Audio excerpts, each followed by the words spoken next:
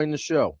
Welcome, Scravy. He's back from his one-day hiatus where he puts on a different jersey for the day and goes to play for a different team.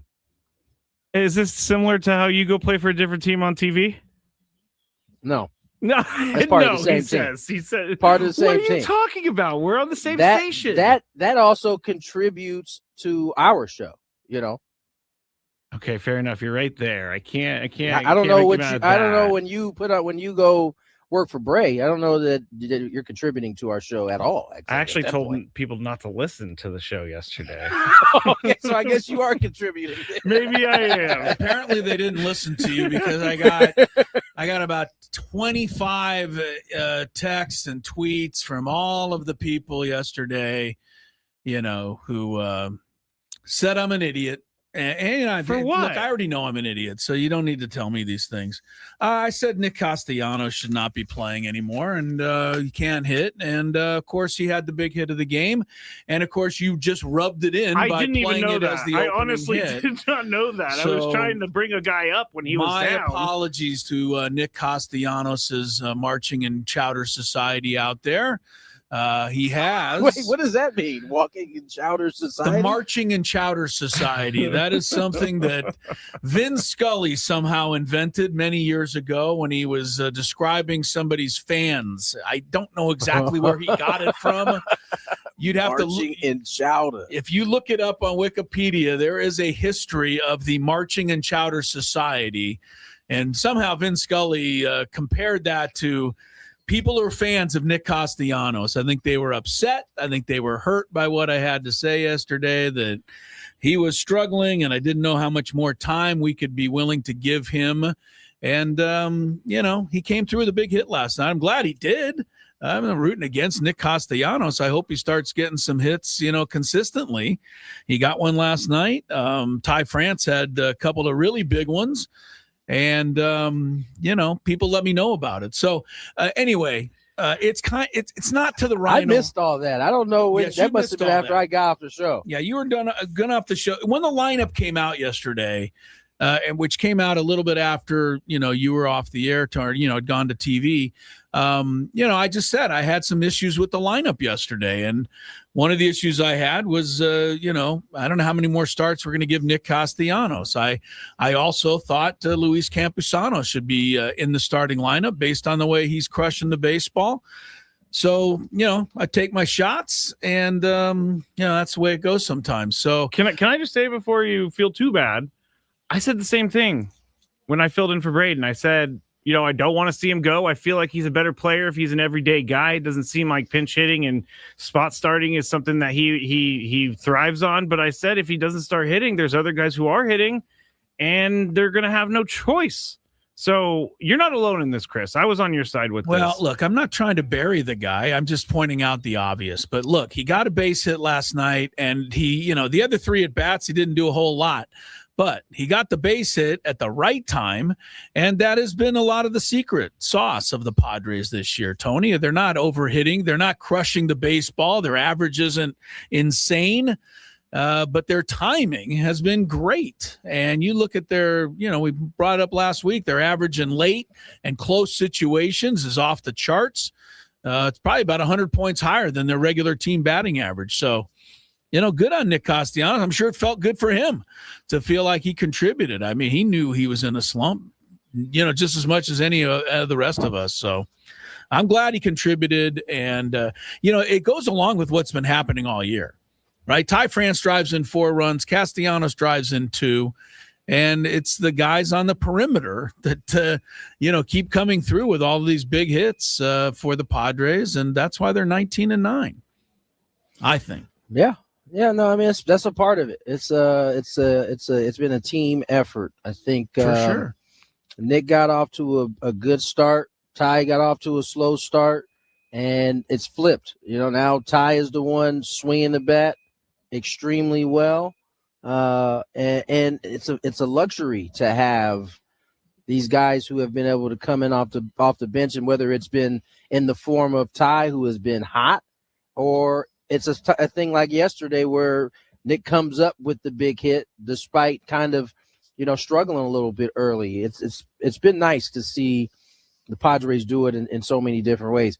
Manny had 4 hits yesterday. I mean, Toddy had 2 hits yesterday. So this wasn't one of those cases where it was just the kind of the others, I guess you would say. This kind of was everybody getting involved in yesterday's game. So I just think that this team is pretty resilient. They got up early, they got hit right in the chest with that grand slam, and then they find another way to get back in front and then add at the end. And so 14 hits yesterday. That also was kind of an eye-opening thing against a good team. 10-2 coming into this ball game in the last 12. And so Padres they continue to play good baseball ultimately. Yeah, mention Manny going 4 hits. Is anybody surprised? I mean, after the guy had a 2 home run game on Sunday, I mean, if you're not betting on the stock or whatever the stock price is on Manny Machado rising here over the next month, you're not paying attention to what Manny Machado does. And a 2 home run game followed by a 4-hit game, absolutely not a surprise. I guess there's a little concern. I hope it's not much. He did leave the game last night. It looked like they were doing a little, not too serious a repair over there. So you always keep an eye on Manny and make sure he's back in there tonight. But I think Ty France is the hero of the game. I mean, come on, he's the biggest play of the game, but despite all the hits and all of the thing, and we still, don't even. I'm kind of holding off before I take off on that stupid call in the ninth inning. Save that for the second segment. I'm saving it for the rest of the show. But I thought the biggest play of the entire game was I believe it was the 7th inning. Morejon put the walked Crow Armstrong. He steals second. He ends up on third. Jason Adam comes into the ball game to get the last out of that 7th inning with a 1-run lead. And I thought it was at Swanson, Tony, or somebody. Oh, no, Bregman. Bregman hit a hard ground ball to the hole on the third base side. That's one that Manny chews up every day. But Ty France has been playing first base all year. They just stuck him over at third in that inning because they needed him. And he comes up with a great stab of the ball, does a 360 pirouette, and throws the guy out to end the inning. It's a hell of a play for a guy that hasn't been playing third base all year. I just can't commend that enough, Tony. That's not easy to do, I don't think. I mean, for Ty, that's why he's on the ball club. That's true. But his versatility in the infield, he plays some second. He's obviously a Gold Glove first baseman. It was a nice play for sure. I mean, anytime Manny's not over there, you always will double take to just like, Manny's not over there. But listen, I've known Ty for quite a long time, and this dude competes. And what I appreciate about Ty is he's only grown into this like pro. He is a pro's pro. So you ain't gonna catch him not ready wherever he is at. He's one of the guys out early, just like all the infielders. I mean, I said before, Ryan Gomes and Nick Punto, they got these guys locked in terms of the glove. So Ty, Manny, Jake, Bogey, Castellanos, Sheets, I think I said Crone already. They're all in there doing that short glove work. And you got a chance to see Ty over at third base. We don't get to see him over there. There's not a lot of need for him to be over there, but Manny had to come out of the game. It looked like with a calf. And he gets that ball, as you said. That's a big play. It kind of goes unnoticed. Didn't go unnoticed by me, and I'm sure his teammates. The other thing, too, Tony, you can talk about Ty France taking ground balls at third base and staying sharp over there just in case he's needed. But I wonder how many ground balls he's taken at third base where he's had to lunge like that and then do a 360 spin and find first base and make an accurate throw. To me, he probably hadn't made that exact play all year. And that's why I give him such a thumbs up on that, because it held the lead. It was a big moment in the game, and he answered the bell. I couldn't be more impressed with that. So it's why these guys are winning ball games, man. They're doing stuff like that. And, I swear to God, I think they gave up the grand slam on purpose. They're better playing from behind than they are when they're ahead. Jeez, it's true. It's crazy. Big leaguer. Mason Miller loses his scoreless innings pitched streak on a bogus call. I'll leave it at that because I have a feeling if we go too far, we'll end up going way past the time slot. Yes, so I will not be leaving it at that when we come back. I can tell you that for sure. Let's get to break, and then we'll pile on the other side. More Gwynn Chris. Tune in.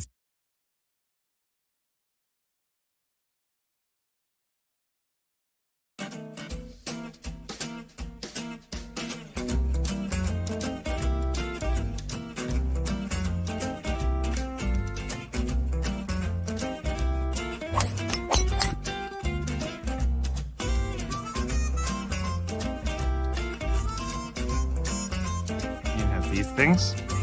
It even tells you, hey, there's a canyon over here. Don't hit it here. Scraby from about 45 feet. His caddy tells him to play it a little to the right. He's been playing well so far today. Fourth hole. Nice smooth delivery. Hit it too hard.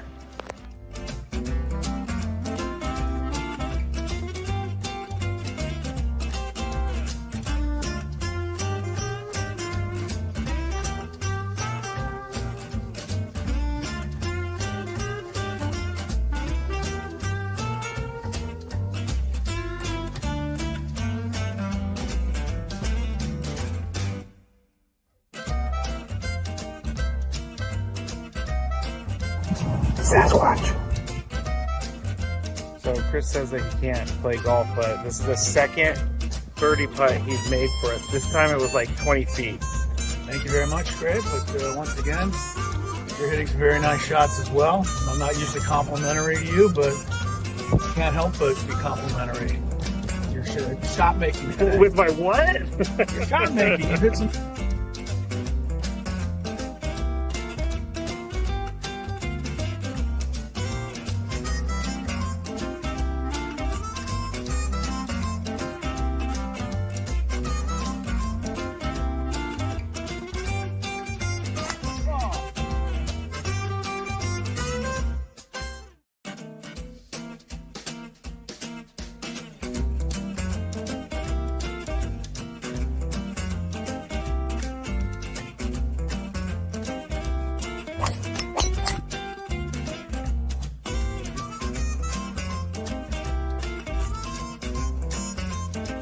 These things.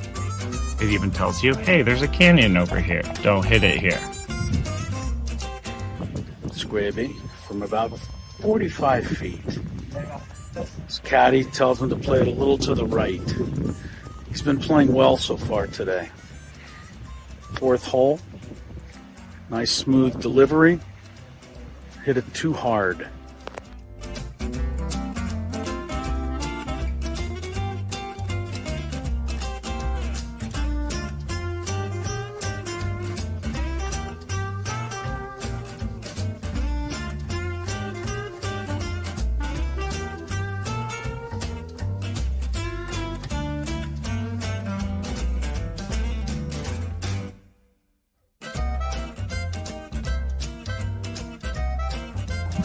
Sasquatch.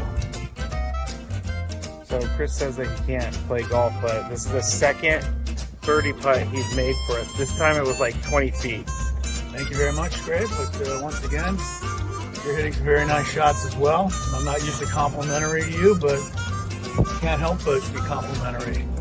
Your shot making today. With my what? Your shot making. You hit some.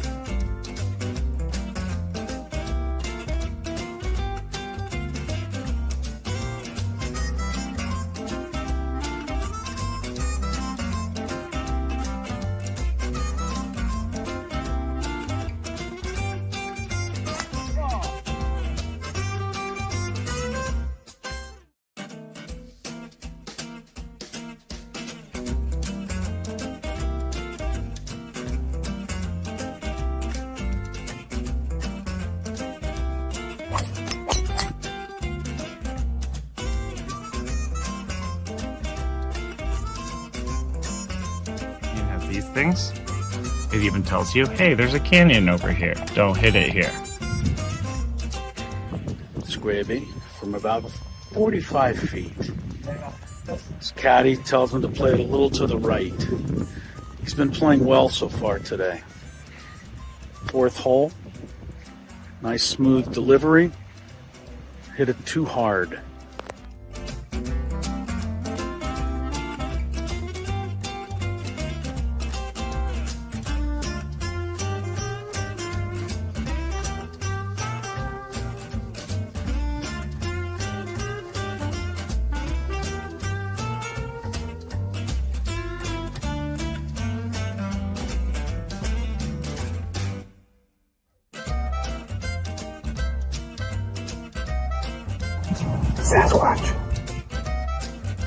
So Chris says that he can't play golf, but this is the second birdie putt he's made for us. This time it was like 20 feet. Thank you very much, Greg. But once again, you're hitting some very nice shots.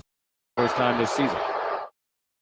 You can hear the booing in the background there. That booing was not at Mason Miller. That booing was not at the Padres. It was not booing the call at first base. It was booing something that happened 4 batters before that.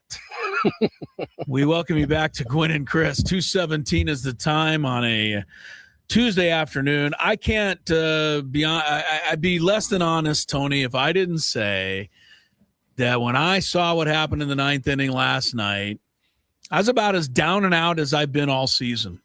I just flat out down and out. I've been so much in love with this Mason Miller streak. And, of course, we all wanted it to go forever. We knew it wasn't going to.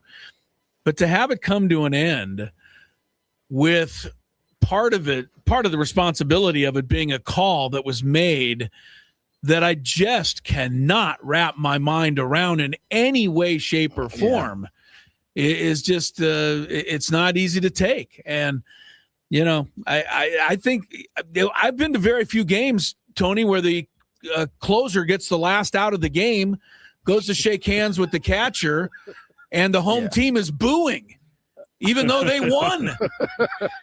Like the Padres win. Boo! This is ridiculous.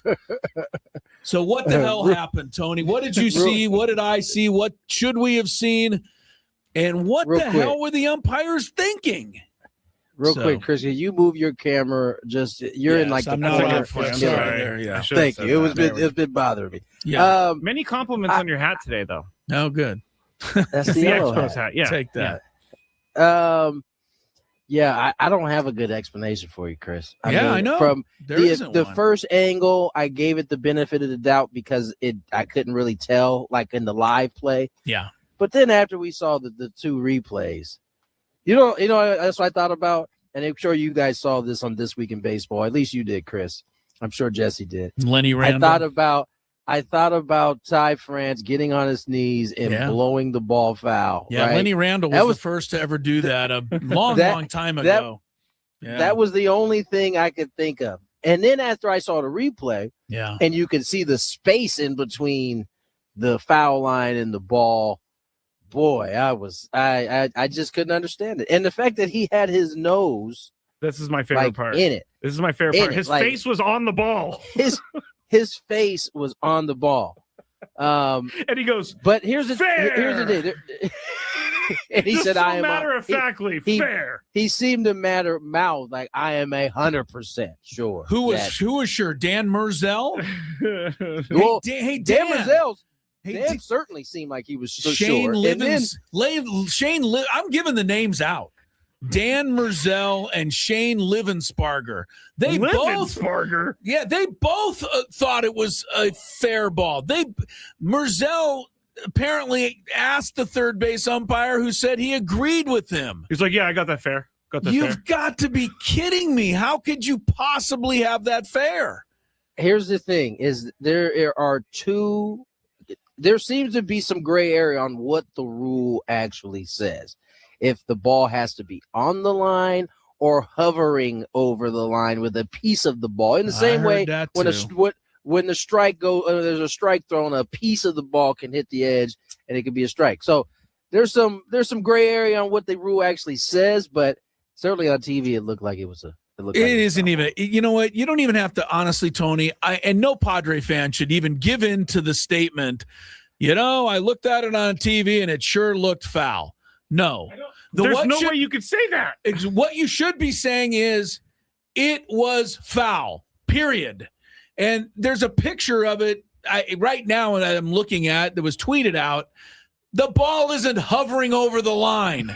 It's I didn't think so foul. either. And Ty France is sitting there, and he did a beautiful job of waiting till it went foul and then pulling it more foul, so it never did touch the line. I would like you're going to be down there, Tony, I know, for the Craig Stammen thing in a little while. Yeah. What Craig Stammen's discussion with those umpires was, number one. And number two, Craig, you're amazing, but I don't know. I don't think he got mad. I don't know what he could have done. I think he realized that he was just, fighting City Hall here and that they weren't going to change their mind. Right. But no. It boggles my mind that baseball could make a call that bad. And I almost feel like there should be a way to go back and replay the inning with what was at stake. I was upset with that. And I know everybody was. So I'm kind of speaking for all of you out there that I know just didn't understand it. Oh, wow. Official ruling came out from Major League Baseball here. Well, are they going to be – wait, before I hear it, they're going to make me madder if they stick up for the umpires here. You know what's really funny, though? Is that there's so many people being like, it's just amazing how many people don't know ball because they don't know this rule. It's like, okay, you didn't know the rule either because everybody's posting the wrong thing. What rule? The ball is foul. There's no rule. All right, so we got an official rule. All right, here we go. Official ruling from MLB. I'm telling you, I'm going to get mad. Unless they say it was a terrible call, I'm going to get mad. I'm going to say Ben Verlander said he reached out to Major League Baseball. This is what they told him. Who I just saw, he was in Mexico, so Ben Verlander reached out to MLB, and this is what they told him. This is what they did. Quote, in our umpire manual, here is the definition of a fair ball. Fair ball definition. When in contact with the ground, a ball must be in contact with fair territory and not merely over fair territory in order to be adjudged to be fair. MLB acknowledges an error was made. Ah, there it is. So there's nothing about no hovering there over isn't no even line. a hover rule. Oh, my goodness. It has to be in contact with fair territory. Scraby, that ball was not in contact with Scraby, fair territory. Can you give me something that you use to throw across the room? Here's my notebook that I usually throw during Fantabulous. Can you throw it for me? Oh, yeah. Here, I got it. Got it. Thank you. Yeah, that felt great. Well, it's a little better. I just it boggles my mind because we all know, Tony, judgment calls are judgment calls, right? You can get angry as a block or charge. You can look at it and go, that was a block. But the guy can still say, hey, it was a judgment call. There is no judgment whether that ball was either on the line or not, right? There's no judgment required. I got a lineup for y'all. Thanks. It's a good one too, guys. Tony's trying to get me off the subject. It's not going to work. Don't worry. Because when we come back next segment, I'm going to yell some more about it. We'll be yelling about this whole show, I think. I will. I'm going to close the show with how bad of a call this was. It seems that the Padres are going to take precaution today, and Manny Machado is not in the lineup. Uh-oh. And so I'll start by saying that. And so today's lineup will look like Ramon Laureano, Toddy, Merrill, Bogart slides to the 4 spot, Ty France, Gavin Sheets, Luis Camposano, Bryce Johnson, who's playing right. You can kind of figure it out where Ty is going to be from there. And then Jake Cronenworth will play third base. I find it interesting that Jake's going to play third and they're going to keep Ty France at first. But I think that they feel more comfortable with the Gold Glove at first, and they always trust Jake's glove anywhere on the diamond. So yeah, I thought maybe with that play last night, Ty. This is Jake's first start at third base of his career. Oh, it is. I still expect him to do well. He doesn't concern me. Yeah, no, I think everybody expects him to. Jake has become enemy number one of people now, so he's the new Xander Bogaerts. Well, let me give you the name of the home plate umpire again, so that you can find Livingsbarger. So you can find somebody else to be angry with. No, he was the third base umpire. Oh. It was Wenzel. rid of this guy. His sureness of the whole thing is. I literally laughed when I was watching that because how close he was to the ball and how sure he was it was fair. I know this is not going to happen tonight, but I am just throwing it out there. If Craig Stammen happens to be listening and he's still as angry about this as I am, all he has to do is do what the manager, the old Padre manager, and his Steve Boros was his name. I don't know if anybody remembers this guy. He only managed for 1 year. Tony, you might remember him. Your dad played for him. Steve Garvey got kicked out of the game the night before on a call at home plate. It was the first time that the Garv had ever been ejected in his career. Steve Boros. Was this the meeting at the? Yes, the meeting at the next day? The next day, Steve Boros brought out a video of the play showing that Garvey was safe and told the umpire to look at it. He handed it to the umpire. He was obviously kicked out of the game immediately. I think Stammen ought to think about it tonight. I just think all he has to do is bring up one photo and just hand it to Dan Wenzel and then go back in the clubhouse and enjoy the game. But you know what's funny about that? Get the message across that this was unacceptable last night. You know what's funny about that Boros thing that you just brought up is that I remember I was super little. Yeah. I remember being in the kids room. Okay. Like the kids' little playroom. Yeah, when that happened. And at that time, you only got like the in-stadium feed before the game started. So it was just the camera looking at home plate. Okay. And you couldn't figure out, at like, what was I, 5, I think? Yeah, at the right. time? Couldn't figure out exactly what was going on when he got ejected. Like, how do you get ejected from, like, just handing a scorecard out, not knowing that? Yeah, he handed him a VCR tape. The home plate umpire was not amused. By the way, what was he going to go do? Like, run off the field and go view it? He got to go pop it in? No, he wasn't. But Boros made his point, as far as I was concerned, that there was a call that they were not going to accept. And I think this is the same with this. You hand a little photo to the umpire. He's going to be umpiring third base tonight. You say, dude, here's how bad you missed that call. And then, you're going to get kicked out. But what the hell? What if the Padres then get Mike Winters to do a rule breakdown on the board while they're in the stadium? That would be great. Well, it would never happen. There's no rule that needs to be. There's nothing that needs to be break down, right? You just read it. There's no hovering. Yeah. The ball has to be in contact with the line, and it wasn't. By the way, you should go back, Scrape, and tag all of these fake rule reports that were out there in terms of on Twitter, where it was like the sphere of the ball was over the line. Yeah, the sphere. And you know what? That's hilarious that people have no idea what the rule is and just would make something up so they can win an argument. I don't know what the rule was, but I didn't make anything up. I just said that was kind of crazy. No, I'm not talking about you. Oh, I know. But that's what I'm saying. Like, instead of me being like, well, I know due to rule 4.3C, this is actually fair because the sphere. Apparently, Braden's a big sphere of the ball guy, according to the chat. So well, everybody, there is no such thing. He got caught up in the Twitter rapture over there. He did. I mean, a lot of people took a beating last night on Twitter for their opinion on this. It just proved to me. If you don't know what you're talking about, don't tweet. Yeah, well, who took a beating? People that said that it was a good call? A fair ball, yeah. And then mostly it was Twitter mob that was angry, moving from house to house and just making fun of anyone who was defending the call. But anyway. That's hilarious. I just think the funniest thing that we'll never see again. Loud and wrong is like the best version of everyone. I guarantee you that was a fair ball. Loud and wrong. If we're gonna replay, if we're gonna have reviews for certain things, why is a foul fair ball that's not we didn't even bring I don't understand. Yeah, we didn't. I don't understand why you can review a ball behind the bag, but you can't review it in front of the bag. Apparently, you can't review anything that happens before it gets to first base. Who came up with that stupid idea? Someone protecting the umpires, right? Like, why does it matter if the ball is in front or if it's behind? No kidding. Baseball has to take a little of the blame for this, but mostly it's you, Dan Merzel.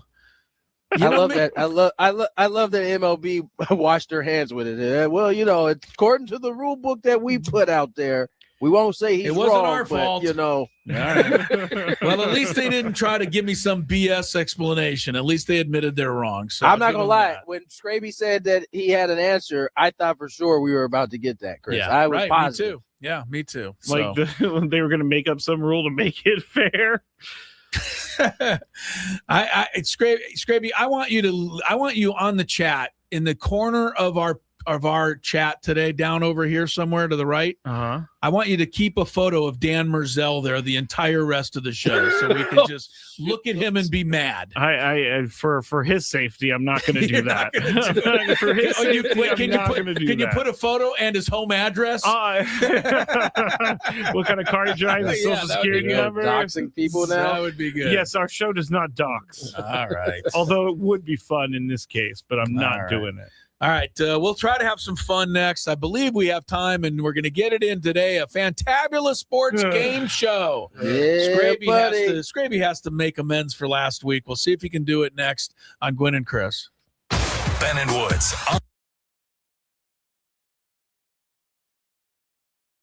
Thank you for listening to 97.3 The Fan. Be back shortly. I would be back shortly if the thing will click. See, I'm clicking. I have no idea what's happening. It's not playing any commercials right now. Well, this is just great, everybody. Let me see if I could try to start another one. All right. Well, this is awesome. On the air right now with no help, and there are no commercials to be played. Actually, you know what I'm going to do, everybody? You're getting a real live thing right here. This is real live Matt Scraby.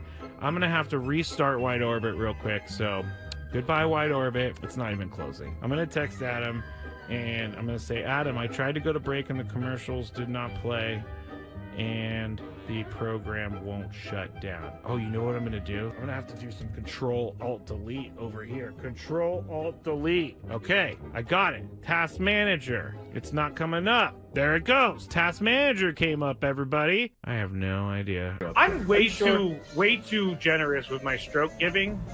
Never mind. Are you really? Never mind. Wait. I did not mean for that to happen. I did not. That sounds like a promo to me. Scraby's giving out strokes. I can't wait to hear that one. I'm gonna laugh for a while on that one. Nate says, Scravy, maybe you should date her.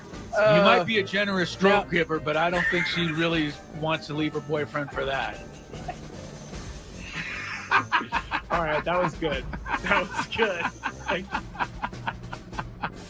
In full disclosure, I'm reading this. Tony can't gather himself right now. That was a good one, Chris. That was a really good one.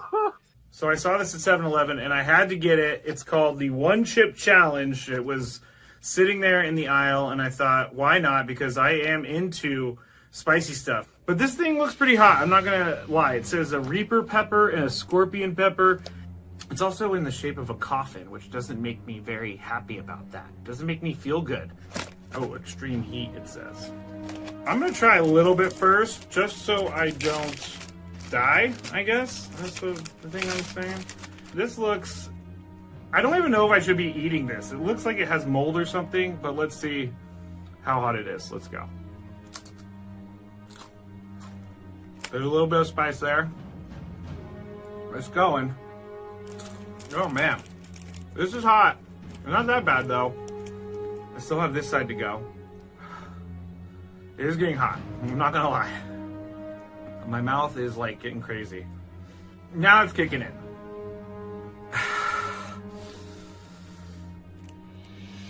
I'm not sure if I'm gonna finish this. Honestly, it's getting serious. I gotta go with the milk. My mouth is dying right now.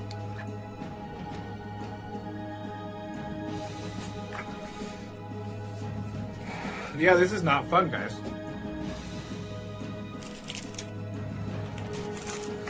Never gonna do that again because my mouth is on fire.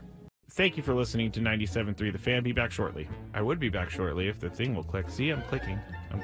I have no idea what's happening. It's not playing any commercials right now. Well, this is just great, everybody. Let me see if I could try to start another one. All right. Well, this is awesome. On the air right now with no help. And there are no commercials to be played. Actually, you know what I'm going to do, everybody? You're getting a real live thing right here. This is real live Matt Scraby. I'm going to have to restart Wide Orbit real quick. So goodbye, Wide Orbit. It's not even closing. I'm going to text Adam, and I'm going to say, Adam, I tried to go to break and the commercials did not play, and the program won't shut down. Oh, you know what I'm going to do? I'm going to have to do some Control-Alt-Delete over here. Control-Alt-Delete. Okay, I got it. Task Manager. It's not coming up. There it goes. Task Manager came up, everybody. I have no idea. I'm way too generous with my stroke giving. Never mind. Are you really? Never mind. Wait. I did not Let's mean for explore that to happen. I did not. That sounds like a promo to me. Scraby's giving out strokes. I can't wait to hear that one. I'm gonna laugh for a while on that one. Nate says, Scravy, maybe you should date her. You might be a generous stroke giver, but I don't think she really wants to leave her boyfriend for that. All right, that was good. That was good. In full disclosure, I'm reading this. Tony can't gather himself right now. That was a good one, Chris. That was a really good one. So I saw this at 7-Eleven, and I had to get it. It's called the One Chip Challenge. It was sitting there in the aisle, and I thought, why not? Because I am into spicy stuff. But this thing looks pretty hot. I'm not going to lie. It says a Reaper pepper and a Scorpion pepper. It's also in the shape of a coffin, which doesn't make me very happy about that. It doesn't make me feel good. Oh, extreme heat, it says.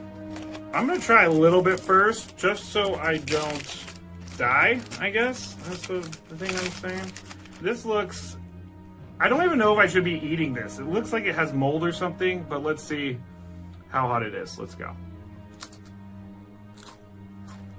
There's a little bit of spice there. It's going. Oh, man. This is hot. It's not that bad, though. I still have this side to go. It is getting hot. I'm not gonna lie. My mouth is like getting crazy. Now it's kicking in.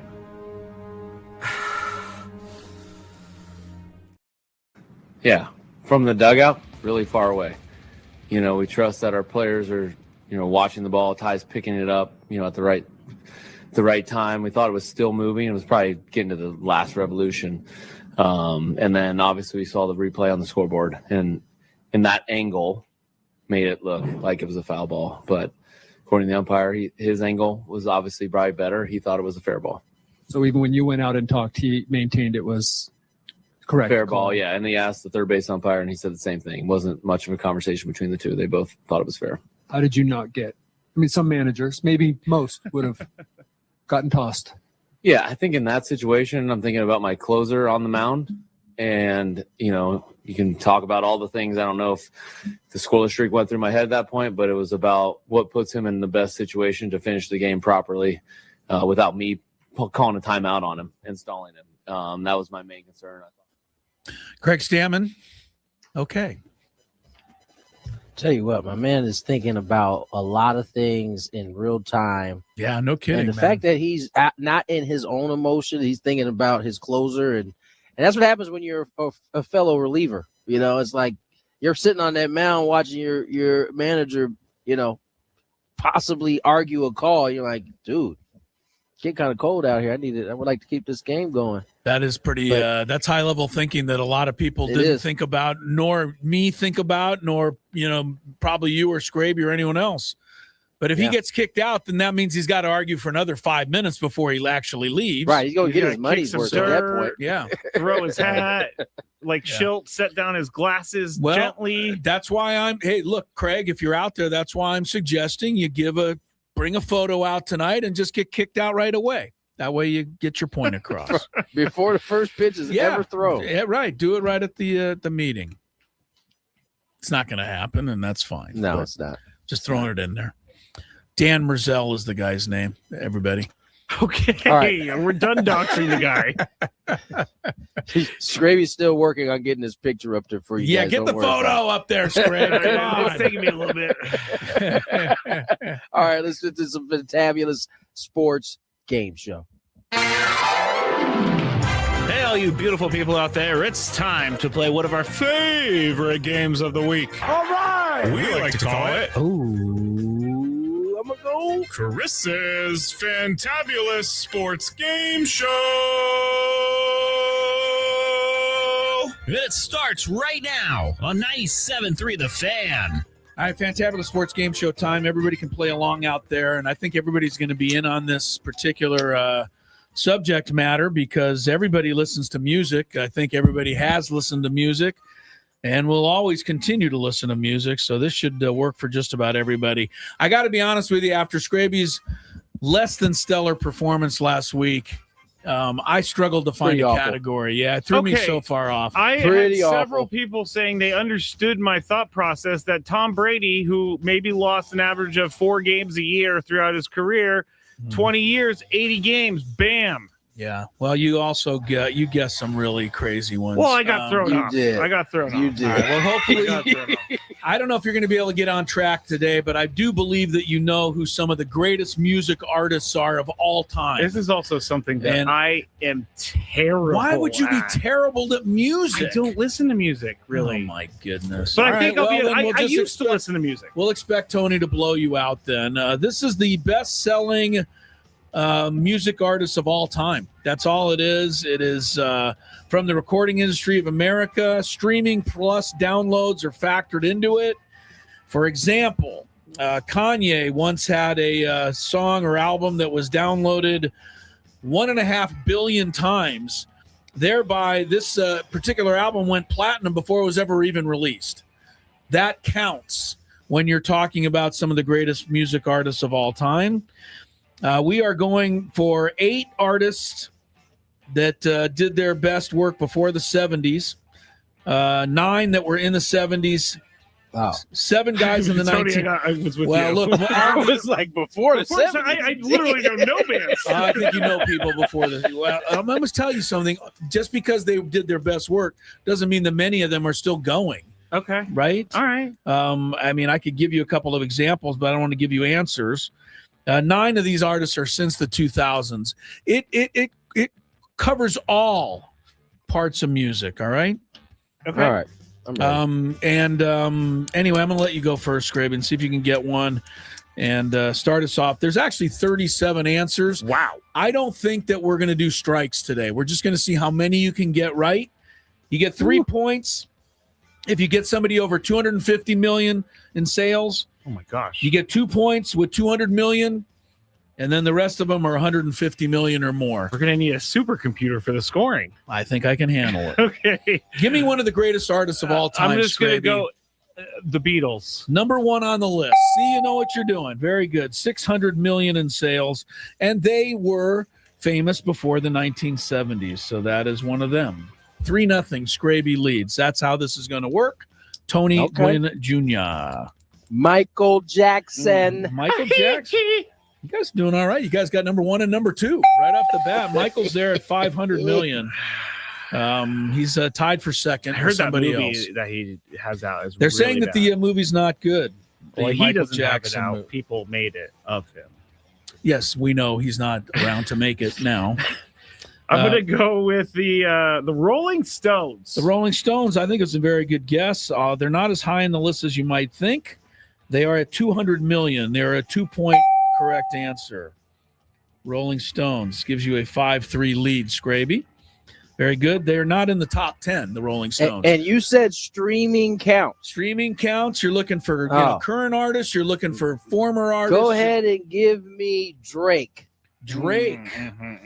Drake is a 1-pointer. He's at 170 million, Wow. Tony. He is on the list. That is good. All right.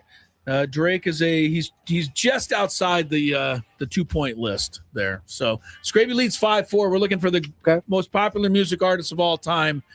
And Scraby, your turn. You guys are doing really well so far. I'm proud of you. I'm really hoping this guy. I'm just going to say it. You're already hesitating. Kendrick Lamar. I think that's an excellent guess. He is not quite there, though. He is not at 150 million. How's that an excellent guess? I think it's somebody that you. I don't think it's a. I don't think it was. It wasn't outlandish like some of the ones you did last week. Kendrick's not quite there. There are many. There are many in his ilk that are there, but he's not. Tony, your turn. No strikes. Remember, Scraby. So how about Eminem? Eminem, very good, Tony. I was saving it, but that was Eminem's at 220 million. He's a 2-pointer. That was stupid. Scraby, Tony takes the lead 6 points to 5. You guys are just starting out on the best-selling popular music artists of all time. You know, I am a huge fan and the president of my local chapter of the Bay Hive, Beyonce. Oh, you sucker! You took her. Good job. Beyonce's in there. 2002 was her first. Well, it's her big first. Her big song. Yeah, that's a 2-pointer for Beyonce. They listed everybody's first charted song. Gotcha. So Beyonce was 02 by the time she made it big time. Anyway, Scraby's good, and Scraby leads 7-6. Wow. Tony's looking for somebody. There's still plenty in the. Well, I'll be taking one of Scraby's. Another one of Scraby's. Taylor Swift. Taylor Swift. You would think that she's on here. I actually did not even write her down. You didn't think Taylor Swift was on here? She is. She's a 200 million. Of course she is. She's a 2-pointer. I couldn't find her, but I knew she was on the list. You were going to say she's not on there. No, I typed the list. I know she's on there, and I was like, where is she? She's there. 200 million. Same as the Rolling Stones and the same as Beyonce for Taylor. Tony leads 8-7. Back and forth we go. You guys are exchanging 2-pointers right now. Oh, Scraby? Think Just you got had a one. 3? Just had one. Maybe. Prince. That is a really good guess. I don't see Prince on the list. He came up a little short. Little short for Prince there. Again, not a bad guess. What a lie. You're I've been talking told all my life about how great Prince is. Pretty popular, but you're talking way up there, man. These guys are way up there. Tony, you're ahead 8-7. Your turn. Oh, man. Got to beat Prince out. That's high rent district. Some of the most popular music groups and artists, I should say, of our all time. It can be groups, obviously, or single performers. Does Britney Spears get on there? You want to go with Britney? No! Huh? Yeah. Tony's a little hesitant to do it because he doesn't want people to admit that he knows who she is. Britney is there at 150 million. Man, I should have said her. She's a 1-pointer. I watch TRL every day for that darn Baby One More Time music video. Hit me one more time. Tony leads 9-7. One more time. You can get it. You can get it even. All right, real I'm going to quick, go with Scrape. another band of that era. In Sync. In Sync again, not quite good Are enough. you kidding me? Sorry, In Scrape. Sync, man, we're the most popular band of my lifetime. They're not popular. Not more popular than Britney Thank Spears. goodness that's crazy to me, honestly. I'm sorry about that. You're down 9-7. Go for it, Tony Gwynn Jr. How about I'm all shook up? A little Elvis Presley. Now we're talking. There's a 3-pointer. What did you just do? I'm all shook up, son. I thought you I didn't know what you said, honestly. He did sing I'm all shook up there. That's a 3-pointer. Thank you very much. Elvis is third, tied with their second, tied for second with Michael Jackson. So those are way up. You better get on your game, son. Tony 12, Scraby 7. And it is your turn, Okay, Scrabe. There's plenty all of right. correct answers remaining. Most popular music artists of all time. Okay, all right. Scraby thinks he's got one. I He probably ain't got don't. I always get worried. They with don't got Scraby. one. His eyes, his If mind NSYNC's is not on the worse. list, Christina Aguilera is not on the list. Well, then don't guess her. Don't guess her. She's not on the list. Make What a better guess. What about Aerosmith? Aerosmith. Okay, Aerosmith. Scrabe. They're on there. 150 million. They're in the Britney Spears department. Very good. 12-8. Tony's up there. Still 6 3-pointers left. And we're looking for The most popular music artist of all time as listed here by the Recording Industry of America. This queen has to be on there. Let's go Mariah Carey. Mariah Carey. Another 2-pointer. Good job, You've got to Tony. be kidding me. 220 NSYNC million. doesn't have more listens than No, not Mariah even close to Carey? Mariah. Are you kidding me, dude? Mariah Carey's like everywhere. Christmas every year, buddy. It's only her Christmas song that gets I just the love how streams. Scraby argues with the person who put the list together. So one of these days, I'm going to have you put the list together so it can be all people you like. Yeah, these are big groups. Scraby, you're up. If you're looking for a 3-pointer, they're all 1980s, etc. There's some big ones. Queen. Big. Very good, Scraby. Thank you. 3 points. Queen. 300 Yeah, million. that's a good one. I was Nice going to hit you job. with that one. 14. I got another one, though. Scraby. I got another one for you, back in sir. it? Uh-oh. Tony? Uh-oh. I actually saw this gentleman play here at Petco Park. How about Elton John? Elton's Oh, a that's a good three-pointer. one. Yeah, he That's a is. good one. $300 million for Elton. 17-11. Tony leads. We're looking for the most popular music artists of all time. There are still 4 in the three-point category, one of whom you certainly know, another one who you certainly know, but I was shocked that she was in there, and I'm giving you both the same clue by saying she, and then 2, all-time classic groups that you may or may not know. Those are the three-pointers remaining. Anyway, you can also go for a 2-pointer, or there's plenty of 1-pointers left. Chris, believe Scrape. me, if I was going for if I knew what a 3-pointer was, I would go for it. I know you would. I'm going to go with another. It's gravy. What about Madonna? There's one of the three-pointers. took my- Scraby. you took Very good. Madonna. That's what I was going to say, you jerk. Madonna's a three-pointer. Very good, Scrabe. $300 million. She's right up there. There's only 3 3-pointers left. Score 17-14. Tony's leading, but Scraby's hanging on by his fingernails. Chinny here. chin chin. We're looking for the most popular music artist of all time at over 150 million in record sales. So you got to be way up there on the list. I know you said the Beatles, but did we say the Rolling Stone? We yes. did. That's a repeat, Tony, Yeah. to give him a buzz on that. It Minus doesn't- 17 points for that. No, he lost his turn. They were said. Minus 17, huh? Yeah, Scraby, you're back It's now. a You're harsh within, punishment. you're within 3, Scrabe. Come on. You can pick it up here. You're looking for man. all-time music groups. You know many of these, Scrabe. I probably do. And, well, you've certainly heard of all of them, but it's hard to know who's on the list and who's not. I get it. What about this might be laughable or it might be right. The Who.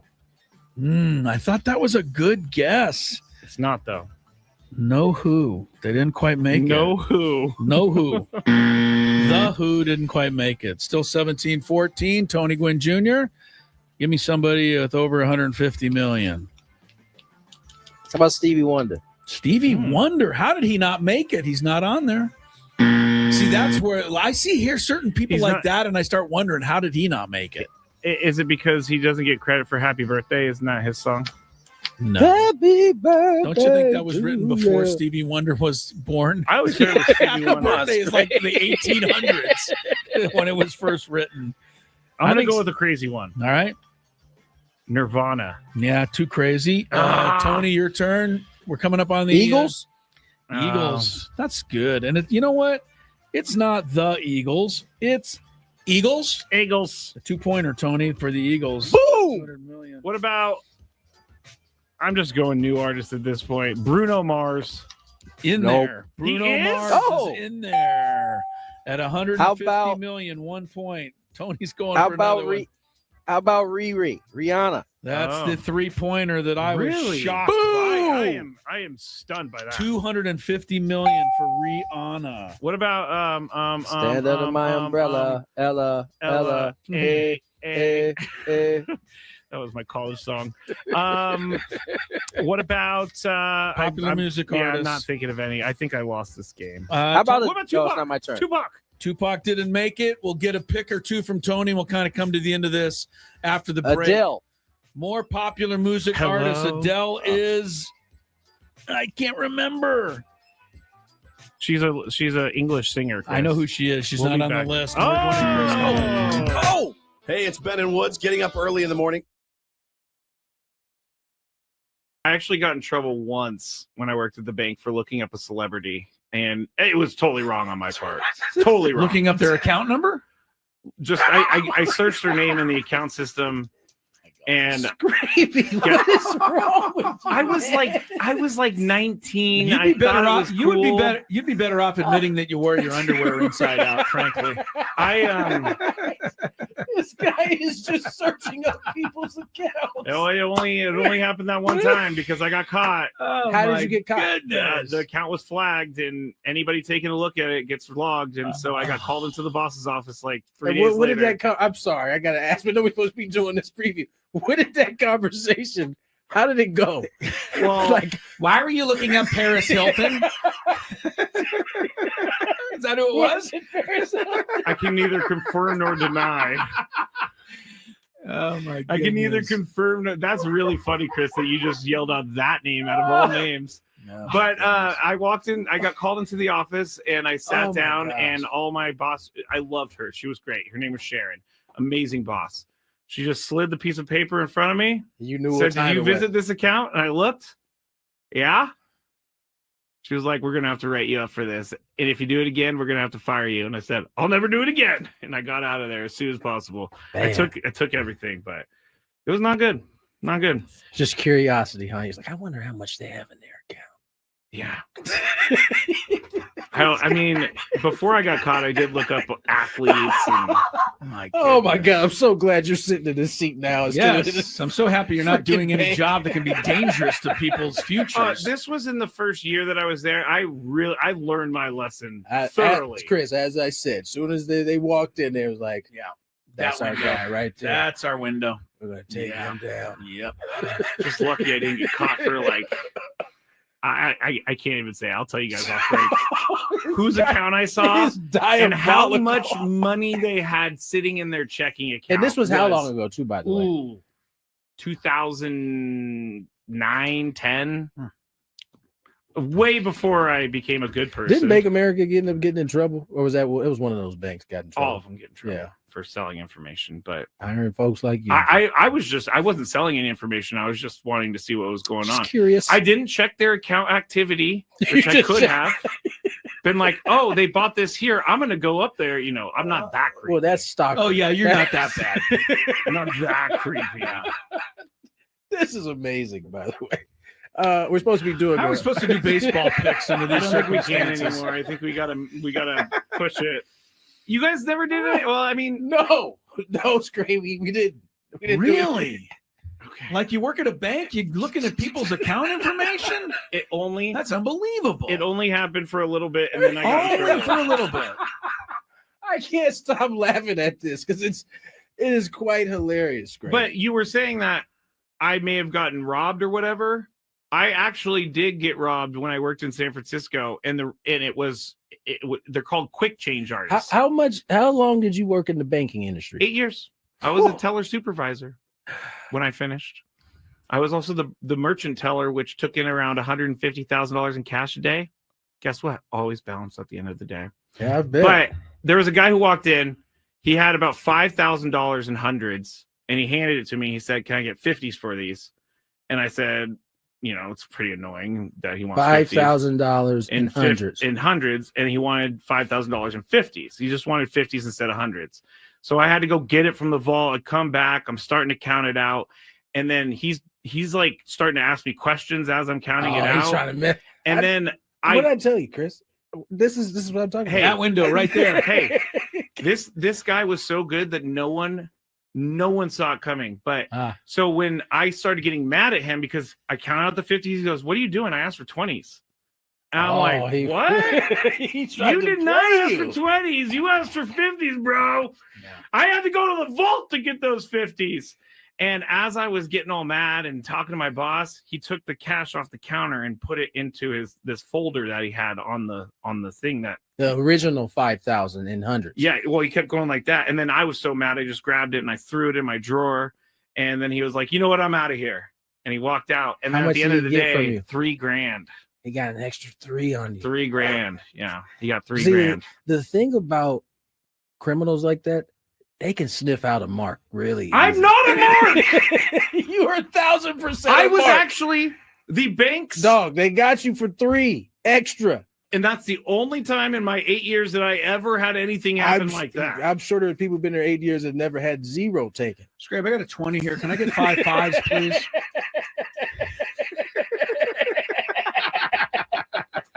I hate you guys. Let's get to That was one of the worst moments of my life, but you know what? It taught me a lot. Never trust anyone ever again. you know what? You definitely have learned because you don't trust very many people. I don't You trust are- anyone. Capital Sports Game Show today. Wide-ranging category.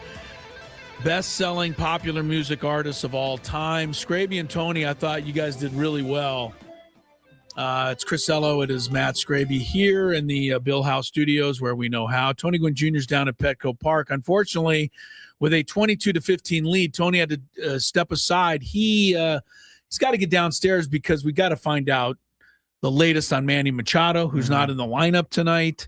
He left there in about seventh, eighth inning last night. Looked like a calf that they were working on in the dugout, but I don't want to, I'm taking a kind of a wild guess there. So we'll get the latest on Manny. Hopefully it's just precautionary. And, we'll hear Craig Stammen's explanation again, I'm sure, about, the worst call ever made by the umpires last night that helped break Mason Miller's impressive scoreless streak. So we'll get all of that here in the upcoming hour. Also get to some daily gambit, but we got to finish this Fantabulous Sports Game Show. And so here's what I decided to do, Scraby. What?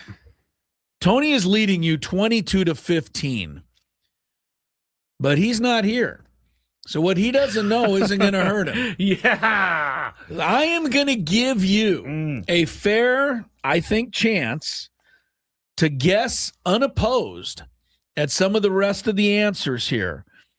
And if you can score 7 points without making a mistake or guessing wrong, you will tie Tony. And if you can get 8 points, you'll win today's Fantabulous Sports Game Show. And then we will inform Tony of this news later on today. Okay. Now, here's where we are. The guesses in the 3-point category that you guys made were the Beatles, Michael Jackson, Elvis, Elton John, Queen, Madonna, and Rihanna. There are still 2 more in that category. They are classic rock Can you give bands. me the decade? Both were really – they hit their first marks in the end of the 60s, but they were very popular, both of them, in the 70s. Okay. I don't know that you're going to get either of those, Scrabe, although people in my generation out there will probably be able to guess those. Here are the 2-pointers that you have guessed correctly: Eminem, Mariah Carey, Taylor Swift, Beyonce, and Eagles. And yes, it is the Eagles, not the Eagles. You also got Rolling Stones. There are 4 2-point categories remaining.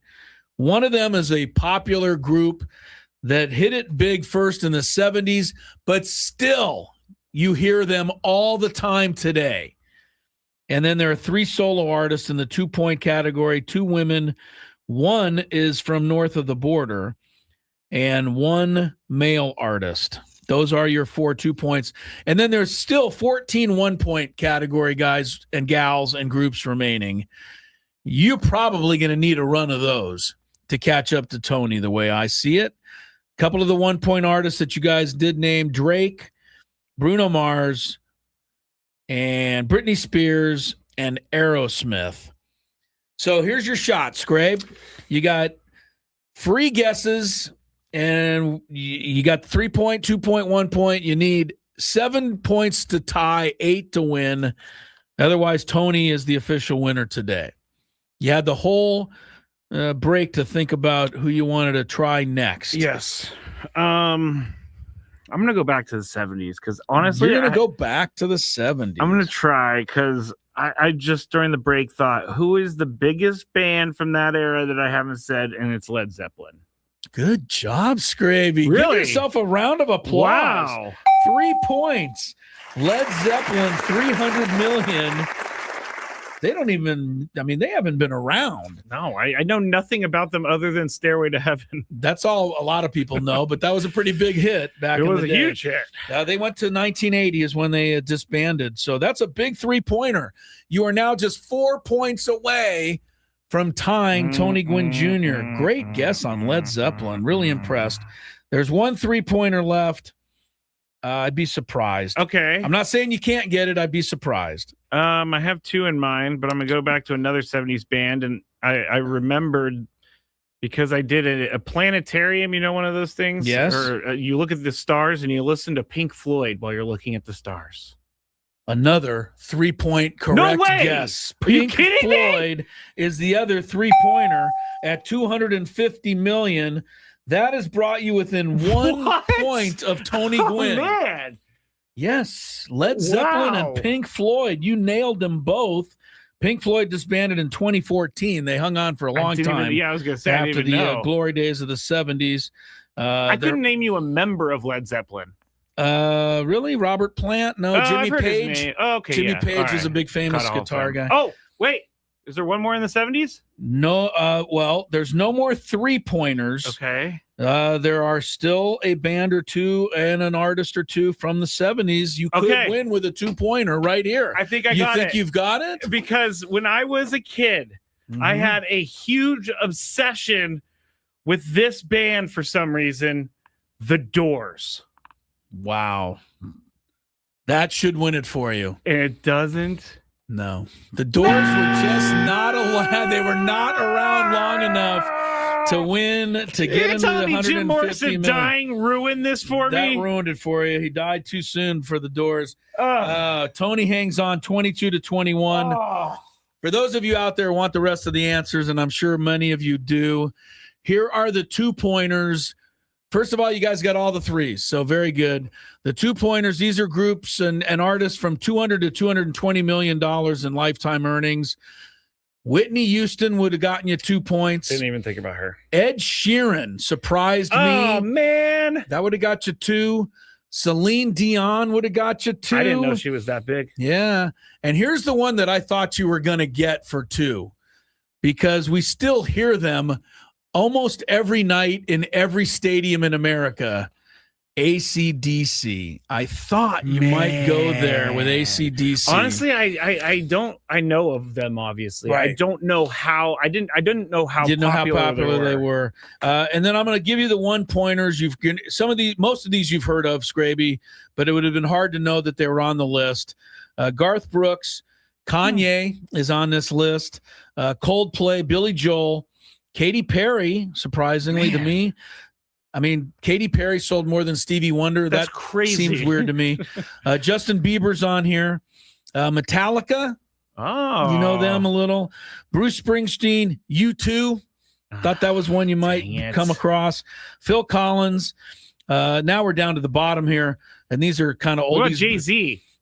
Jay-Z's not on here either. I'm shocked. Barbara Streisand. No way. ABBA. Julio Iglesias. Would have gotten none of these. Yeah, well, you might have got the last one. The chairman of the board, Frank Sinatra. Frank Sinatra, I should have. Yeah, I almost Frank, said Johnny maybe. Cash, too. but- Johnny Cash, yeah.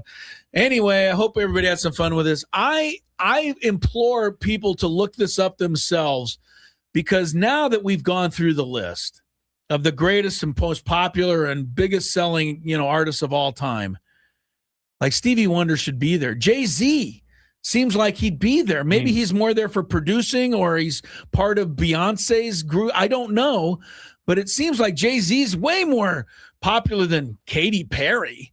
I would think so as well. I would think so. I don't know So- why NSYNC is not on the list, but Britney Spears is. I thought NSYNC was as big or bigger than Britney Well, Spears. once again, just so you know where I got this from, it was the Recording Industry Association of America claiming sales over 150 million certified units, with streaming plus downloads factored into it.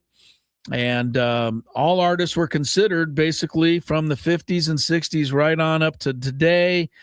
And that's where it went. There was nobody in the K-pop generation. I thought maybe we might get a sneak into what is No One Direction? Yeah. What is the K-pop band? I don't know who they are, but I it's know not One they're Direction. selling a lot of that stuff these days. Country artist, the only country artist that got on here was Garth Brooks. So I thought that was a little interesting. And I knew that this would be a bit of a hard category, only because it's really difficult to quantify who belongs where. It really is. And because if you ask me who's more popular, BTS for K-pop, sorry. okay. But if you ask me who's more popular, Stevie Wonder or Katy Perry, I'd be like, are you kidding me? That's not even a contest. But the problem is he wasn't that on there. So streaming really does help Katy that changes Perry. it. Yeah, changes it Because for somebody that like song, Katy Perry. Yeah. her original song must have all of the listens. Oh, Kiss the Girl. I kissed a girl. You like that? I liked it. All right. Anyway, I hope you guys had some fun with that. If you disagree with any of the results, I don't mind. You can, get on my case, but it wasn't me that, came up with the list. It was research that came up with this list. So. Jeff wants to know Barry Manilow. Barry was short of the 150. I looked down further on the list beyond 150. He was on there in more the 75 to $80 million range, but he was on there. Yeah, I did see his name on there.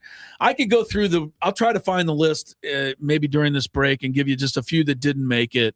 But we got to take a break. We got our Daily Gambit coming up. We're going to get back to some sports talk. We got to talk all day, the rest of the day, about the worst call in baseball history that helped cost Mason Miller. That's the other thing. We're not even talking about Mason Miller and what he did and what he accomplished and how frustrating it is that he gave up a run. And maybe it's a good thing that he kind of just broke the streak so it can not be a thing. I don't know. I kind of want it to still be a thing. Me too. Yeah, I know. If the streak was going to end, it may as well been a home run. Right. Or You'd rather somebody just hit a home run so it's like a legit thing. Yeah. All right. Yeah. But no, he got on base and they're calling this a hit, which it is technically, but it's not. Yeah. It was an umpire assisted hit, a UAH. Dan, what's his name? Menzel? Wetzel Pressel. I keep forgetting his name now because you won't put his picture up on the I won't, StreamYard. You're serious about it. Gwynn and Chris continues. We're going to check some traffic here on 97.3 The Fan.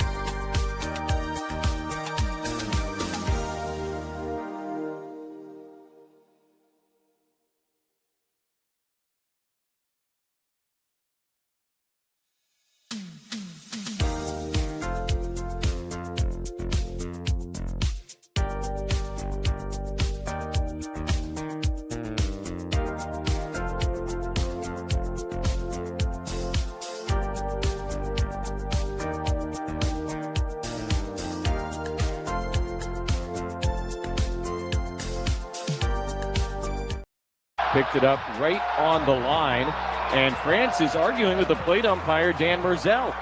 Merzel ran all the way basically to third base to make sure that he was right on top of the call, to his credit. And Ty France was saying, no, that ball rolled over the line, and we're getting a look at it. Oh, he's right. Reviewable, and it was foul. Wow, and now Stammen's going to come out. He's going to end up getting ejected because it's not reviewable. And that was absolutely a blown call. And I think Merzel's telling him, I blew it. Actually, I don't know that Merzel was ever telling him that he blew it. I think Merzel was telling him, oh, no, that's fair. And I even asked the third base umpire, and he's as dumb as I am. And he said it was fair. He's as dumb as I am. Yeah, come on. Well, I mean, how could you blow that? Anyway, I don't know. Stammen, and Stammen, to his credit, Jesse said he thought he'd get kicked out. A lot of us thought he'd get kicked out, and a lot of us thought maybe he should have been kicked out, like the old stick up for your team. But I really buy Stammen's explanation, which was, I got Mason Miller on the mound. He is my guy. I am not getting kicked out and causing a 5-minute delay that he has to just stand and watch.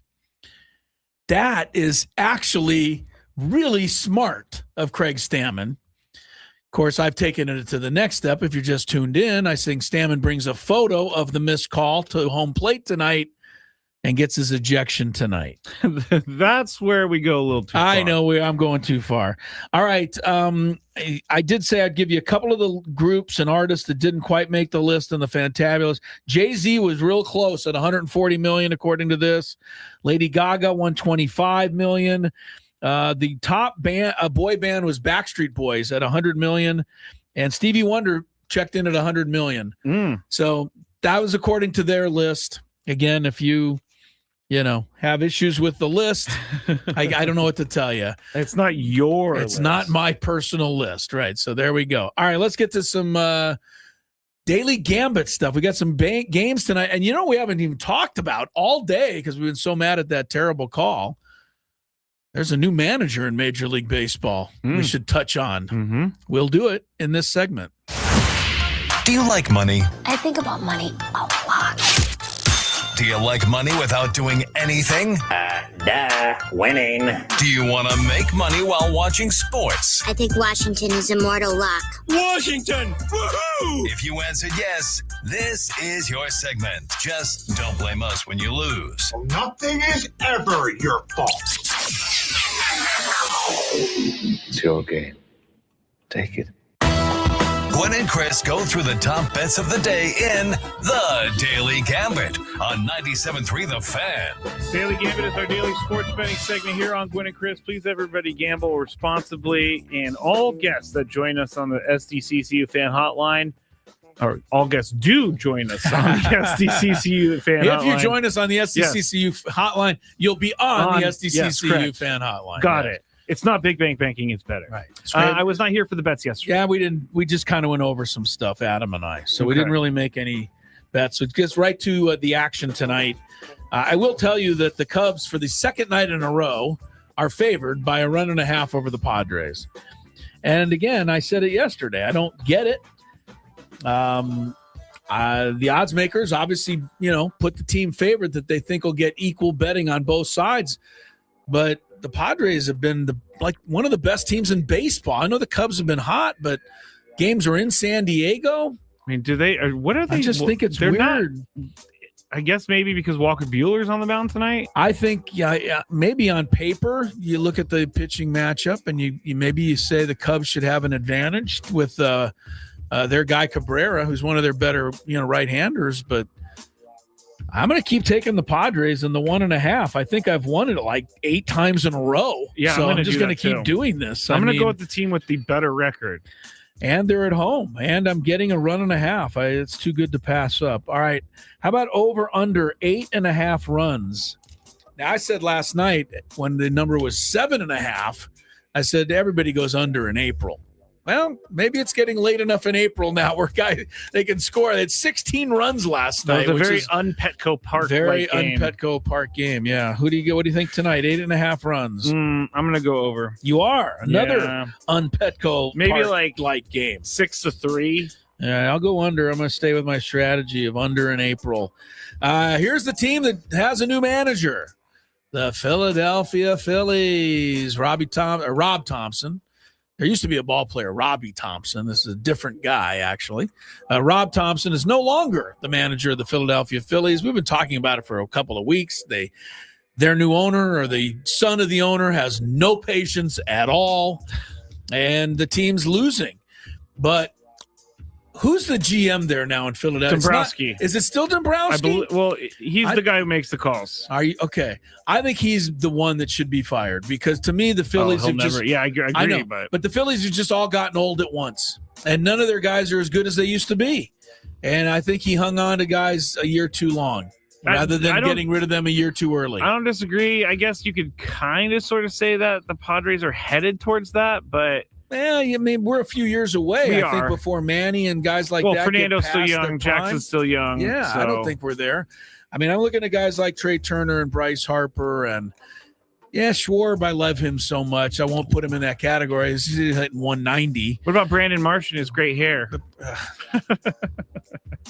The thing with Brandon Marsh is somebody somewhere tells him that looks okay. I don't know who that person is. First order of business for the new manager, Don Mattingly. You are not allowed to wet your hair. You know, Dan Mattingly played a long time with the Yankees where they had the no facial hair rule. He might want to re-up that. Yeah, Don Mattingly takes over in Philadelphia. And how do you feel if you're Don Mattingly? Because the reports are that they offered the job to Alex Cora. He said no. Yeah. And then they offered a job to Don I think Mattingly's been through this enough and gets the whole way it works, okay. Right? He was the Marlins. He's the Dodgers. He's been here. He's been there. He knows how this works. You know, the Phillies, that's a very, I'm a rich guy. I know sports. We're going to fire our manager. We're going to get Alex Cora, and everybody's going to be happy. One thing is Alex Cora didn't want to manage. Dave Dombrowski was with Alex Cora, brought him into Boston. So that's why this made sense. I know. All kind of crazy. I'm going to go with the Phillies on the strategy that the Red Sox are 3-0 since they fired their manager. So I'll say the Phillies tonight. What? Who's favorite? 1.5 over the Giants. Phillies are favorite. It's in Philadelphia. Sure, the fans will be out in force to welcome the new skipper with open arms there. You know how they are in Philadelphia. They love everybody. I'll go Phillies. Going to go Phillies. Shohei's on the mound tonight for the Dodgers, taking on the Marlins. The word is that he's not hitting tonight. So the Dodgers have been kind of doing that with him lately. He's not hitting great right now. So. No, he's still Shohei. Yeah, 6.5 strikeouts over under Scrape against the Marlins. Over. By the way, I'm going to go over too. I don't know if you saw the end of that game last night. The Marlins were 1 out away. What happened to Pete Fairbanks? He's been on paternity leave or something. No, he was in the game and then he came out, so he obviously got injured. But I didn't see that. But Kyle Tucker walks it off, and 2 outs, bases loaded, base hit to score 2 and win the game. The Padres, although they weren't there, were 1 out away from returning into first place. I know. The Dodgers pulled it out. And I was very happy because there's only 3 teams in baseball, single-digit losses, and that would have went to 2 teams in baseball. Yeah, they got the Braves and Dodgers 20-9. You got the Padres at 19-9. I'm going over for Ohtani as well. I don't see him letting up. Pete Fairbanks is battling a thumb injury. Yeah, thanks, Pete. Knicks 6.5 over the Hawks. This series is 2-2. I have been a fan of Adam Klug's Hawks. I just think they're going to make it difficult for the Knicks here. I don't know if they can win this one tonight. It's tough, Game 5 in Madison Square, but I'm going to take the Hawks plus the points. I'll take the Knicks. Knickerbockers. I think they should call them the Knickerbockers more often. It's just too long. I like it, though. It's not a bad name. It's very long. I get you. Boston Celtics 11 over Philly. I think Joel Embiid returned in the last game, and all that mattered is that Philadelphia lost by 60. I mean, it was like he returned, and they were way worse. So that makes a lot of sense to me. Who are you taking here? He spent a lot. He didn't actually publicly spend a lot of time bashing Ben Simmons, but I know he wasn't happy about that. Right, he's missing lots of time Ben too. Simmons, okay, yeah. I will go with Celtics. It seems like you go with the Celtics. I'm going to just trust, and I think this is stupid. I'm going to trust that Philadelphia, to save its season, at least gives us an effort tonight. Okay. Why should I even be hoping that a team in a playoff game is giving an effort? I'm not sure, because they should always. Yeah, it should be automatic. It should be understood. I got Wemby for the Spurs later tonight against Portland. I got him plus 2 points over Tyrone Maxey in the Celtic game. I'm going to take Maxey. Wemby's still coming back from injury. No need for him to go crazy. I'll go Wemby. You're going to take Wemby? It really is kind of crazy what this guy can do. I mean, when you think you've got a layup because he's standing at the free throw line and he just reaches over and swats the ball away, you're like, how did he get there? That is crazy. I mean, you're in the clear. No, you're not. He's the only 7'4" coordinated person in the world. He might be. One hockey game tonight. The good luck to the Ducks. They go up to Edmonton tonight with a chance to clinch. They're up 3-1 on the Oilers. Ducks won the Game 4 in disputed fashion. Did you see that Sunday night? Was there a foul ball in there as well? It was not a foul ball ruling, but it was similar. It was the puck over the line or not? Oh, wow. The problem was the goalie's skate was covering it, so you couldn't see from the camera whether the puck was over the line, and they just kind of guessed by looking at it that it was, and they gave the Ducks the winning. I don't want to say they gave them the goal, but they ruled it good, even though does the full puck have to go over? The full puck has to go past the entire line, and it looked. I would say that if you guessed, you were probably guessed correctly, but there was no undisputable evidence because the guy's skate was over the top of it, hovering over it as you look down on the camera. So it was one of those, we went with the call on the floor type of thing. Yeah. You can ask Braden. On the ice, I'm sorry. On the ice. You can ask Braden Surprenant. Maybe the puck was hovering over the line. I'm going to look at this. And then that's why they gave it to the Ducks. But they won it 3-1. Ducks for the clinch. Scraby, you going Ducks to clinch? Well, they get a goal and a half. So what do you want? It's at Edmonton. I'm going Ducks. You are going to go Ducks. I'm going to go Oils. I'm going to take Oil. They deserve some luck tonight after that disputed goal. Beat them Sunday night. Oh, I love this, Chris. I typed in Ducks goal, and they have people doing AI tracking and like biomechanical stuff. Yeah, you got some mallard running around the pond. Oh man, you can't tell. Personally, I don't think it went all the way in. It's hard to tell. And they ruled it a good goal. And when they went to replay said, well, we can't decide. So it counts. Wow. Yeah, it was a close one. Actually, this guy's an Oilers fan saying that he determined that it was a goal. So he said, it pains me to do so, but it was a goal. Well, Dan Merzel would have called it no good. He would have had his face right there and been like, no good. Dan Merzel. Really all over this guy today. And I'm not going to stop. More Gwynn and Chris coming up as we roll along here towards, 5:30? Yes, 5:30. Yay. Yes. Yay.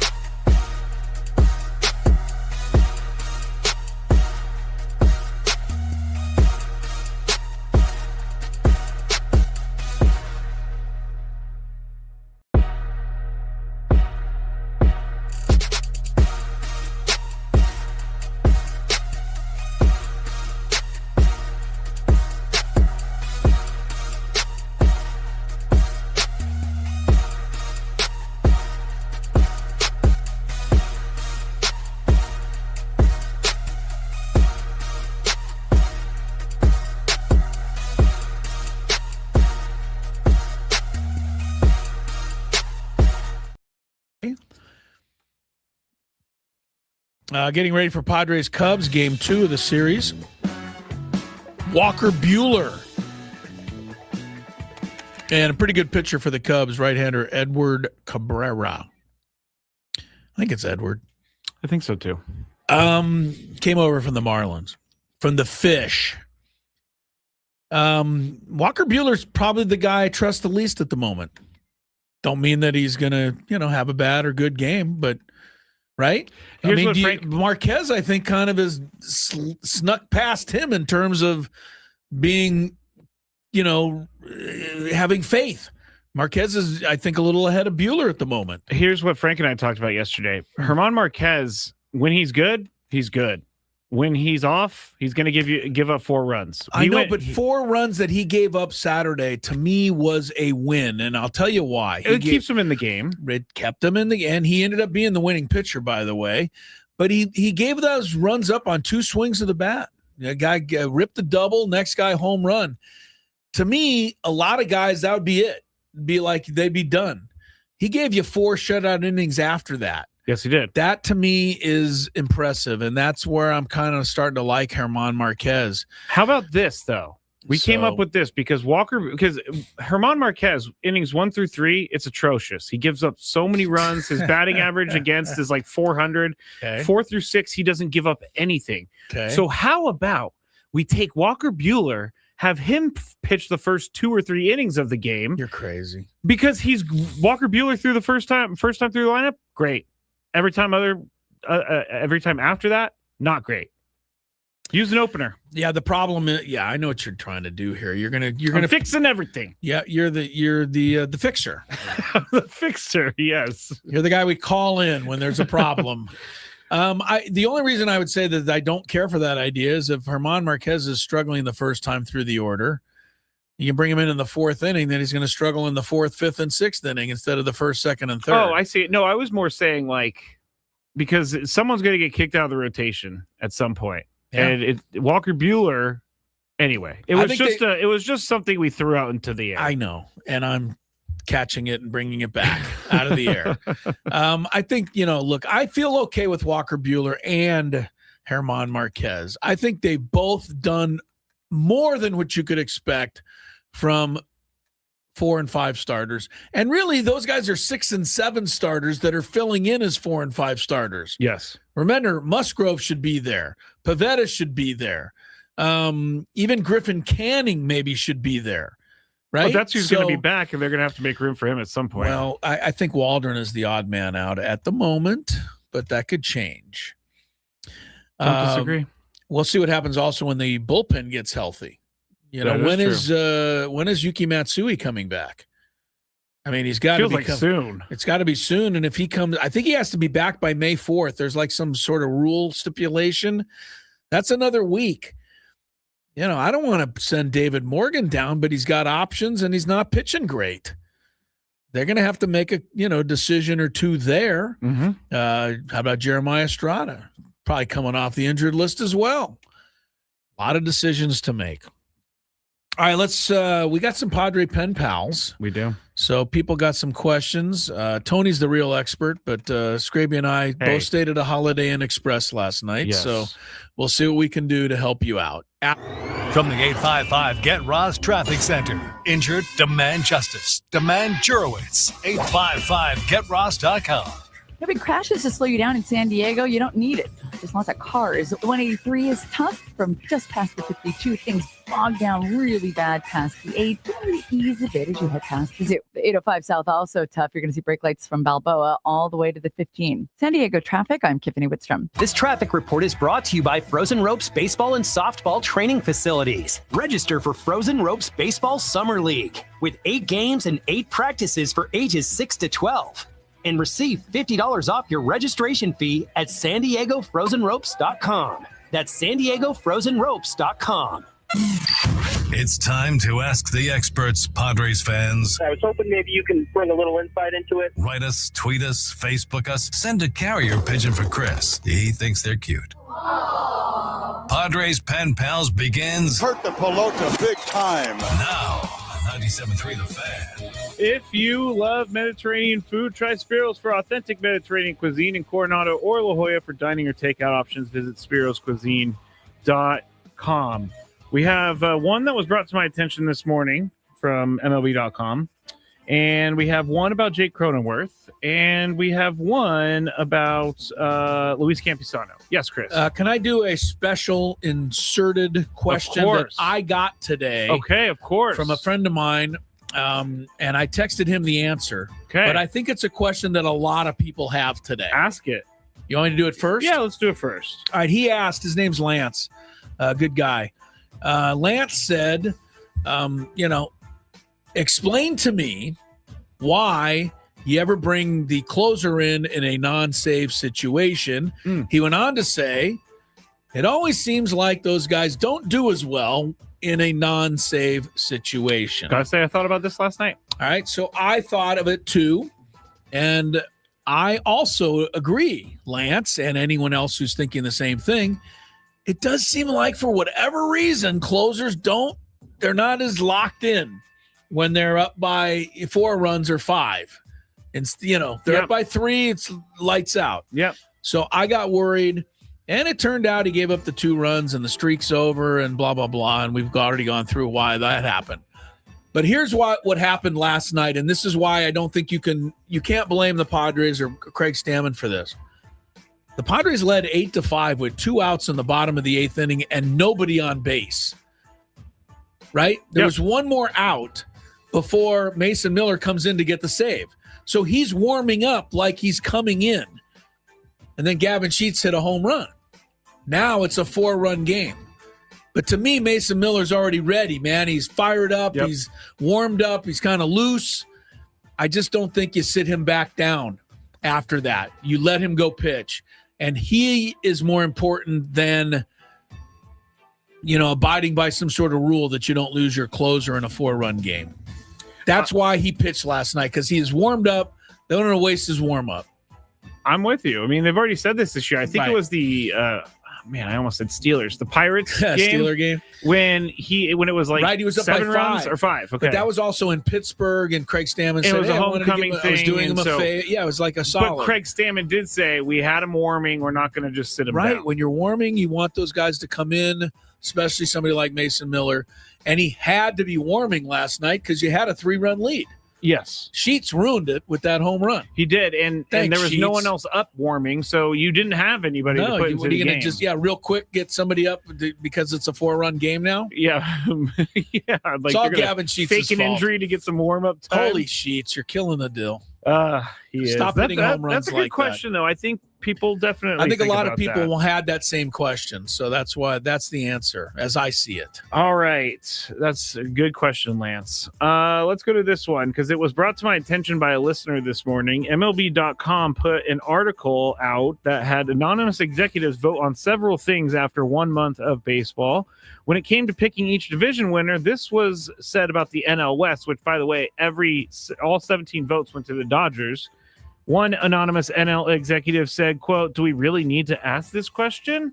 Another AL anonymous executive said, quote, if you can find something new to say about them, you're better at this than I am. So my question is, do you feel better, worse, or unchanged about the Padres' chances to win the division? Oh, okay. So after as of April 28th. Yeah. Do we feel better than we did on March 28th? Yes, because I think on March 28th, we had dreams of the division, but we kind of knew that the Dodgers were probably going to take it, but team's playing way better. I would say I feel better. This team is winning without some of their main guys doing their stuff. So once those main guys get it going, you think that they're going to keep winning. I feel a lot better about the division. I don't think it's, do we really need to ask this question level of gap between the Dodgers and the Padres. I feel better. Chris? I'm just going to answer it by saying that, was it last year that the Dodgers won the division by 3 games? Yes. Okay. So, it's kind of arrogant for that, to say, do we really need to ask this? Yeah. It could have flipped last year on an injury somewhere. It does seem unlikely, right? I mean, it's fair to say that the Dodgers are the Dodgers, but goodness gracious, they're not going to win the division like every year for the rest of time. So, Yeah, based on what I've seen the Padres and how they've started out, I feel much better than I did a month ago. All right. I would say I went from like a 3 to about a 5 in terms of my chances. I think it's fair, and if they keep winning and see what happens with the Dodgers. I mean, the Dodgers aren't perfect, okay? They've lost some games. They don't have Edwin Diaz. Things are not perfect for them right now. Okay, here's the Jake Cronenworth one, and this person DM'd me and was very hesitant to say anything bad about Jake. But they went ahead and did it anyway. Yes, they said, I love Jake Cronenworth as much as the next guy, but I don't see a spot for him in the lineup right now. He's an automatic out, and with Toddy playing second, I think they can withstand some time. Do they have, this is for you, Chris, do they have anyone else that could take his spot? It's just so bad right now. All right. Well, there's a few things they could do. I mean, let's just say they committed to this moment. Say we've had it with Jake Cronenworth. You know, you got Sungwon Song, plays some middle infield. Yep. You can bring him up for the minors. You can put Fernando there, but that, God, I can't. I still am sorry. I struggle with Castellanos in right field. I don't know about the rest of you. Castellanos defensively is not my favorite option. No. You could also put Ty France at second, although they've said they don't really like him there. They'd rather him be at first. Yeah, which is weird. But having said all that, they're not going to do anything, nor should they do anything. Jake Cronenworth is a legit member of the Padre Ball Club and has been for 4 or 5 years. There is no way in hell, nor should there be, that in the first month of a season, you're saying, we're kind of calling it with Jay Cronenworth. It's not good right now, right? I mean, he's got a home run. He hit it on April 8th in Pittsburgh. He's got 1 RBI since then. 1 RBI since April 8th. He's not hitting at all. But I think you got to believe a little bit of the back of the baseball card, at least still now. You asked me this on May 31st, maybe I'll be hesitant or a little less hesitant, but Jake Cronenworth's career OPS is 737. That's 237 points higher than it is now. I believe he's going to get a lot of that back. Just get going here in May. And I'll be honest with you, if Jake never got a hit, which would be probably grounds for dismissal, but if he never got a hit, he's playing third base tonight for Manny. He plays second. He can play short for Bogey. And he can play first. He plays first. He can play every position on the plays infield. Every darn infield position, and his hitting does not affect his fielding. He goes out there and gives you everything he's got every night. I'm such a fan, but I'll be honest, I'm worried a little bit. I'll be honest, I'm worried. 155 is not what I expected to see. No, and the reason he's not going anywhere is because he is a part of this team, and he has a contract that they are not going to send him to the minor leagues. But, it is bad right now. You have to be a little bit more patient. You do. I don't like seeing him strike out. No one does. But here's what I'll say about Fernando playing second, because yesterday we were talking about this during the Braden show. Fernando I feel like his defensive ability is being wasted at second. He has too strong of an arm, and he has too much speed. At second base, he doesn't really need the speed that he has and the arm that he has. So I would much rather have him in right field than playing second base. You got to have him in right field most of the time. But I don't mind while Jake is struggling against left-handed pitching as it was last night. You put France at first and Fernando at second, and you rest Jake until he gets going. Boom. Got no problem with that. All right, next one. You know what? I got one more thought on Fernando real quick. Okay. Uh-oh. Did you see the game last night? Yeah, like all of it? Uh-oh. You know how much I love Dave Marcus. Yes. But he made Bob Scanlon put the star out there on that play. For Fernando Valenzuela, Fernando Tatis Jr., that was child's play. He ran back 3 steps. He's 6'4". He reached up and he caught the ball. Yeah. That was not a star play. I've literally seen him levitate on the field before. Come on, guys. I mean, I expect. They needed a star play last night. I guess they were. Well, they had one. Laureano in the first inning made an incredible play. True. Yeah, I disagreed with that star. I'm just being straight up on it, guys. Sorry. We should have asked Tony if he would have. I didn't think that was a star there. Yeah, I'm okay with this. It was an okay play, but I mean, it wasn't a star. I'm okay with this submission to Padres Pen Pals. All right. Last one I will ask is plain and simple. Is it time for Luis Campusano to be made the number 1 catcher? I'll go first because we all know how Chris feels about Luis Campusano. Well. And it's not going to happen. They're going to do the things that they are doing right now. They have a plan, and they're going to follow that plan. And it does not seem like they're going to alter the plan, even if someone is hitting the cover off the ball like Luis Campusano. So everybody, the catcher rotation is the catcher rotation for the time being. Chris? There's 2 things. 1, you're right. 2, and I have to tell myself this as well, because I'd like to see Campusano start getting a little more time, and he's in there tonight. But you don't know how Campusano is going to do if you start making him an everyday catcher as opposed to a 2 or 3 times a week catcher. It's a different animal entirely. Yes, it is. And they want the defense. They want the leadership. They want the ability to cut down the running game, which Fermin is giving them. I said it yesterday when I was upset with the lineup. I thought Campusano should have DH last night, and that would have got his bat in there in extra time. But, yeah, they're going to stick with this plan, and I don't blame them. If this continues, though, Campusano's hitting 360 in mid-May. Believe me, they're going to find a way to get him in. I want to give you the other guys that are really down on the OPS through the month of April. And you tell me if all the teams out there should give up on all these guys. Trevor Story, Mike Yastrzemski, Jarren Duran, Marcell Ozuna, Cedric Mullins, Alex Bohm. They're all in the same OPS neighborhood as one Jake Cronenworth. It's too early to be pulling the plug on any of these guys. Ezekiel Tovar's even close to Jake in OPS. It's too early. All right. We done? That's it for Padres Pen Pals. Chris versus the fans next. 833-288-0973.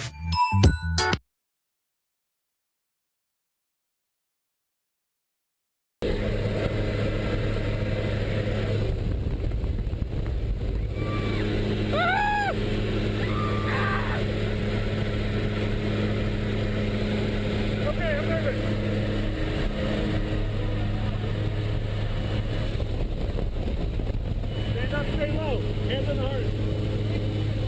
Stay low.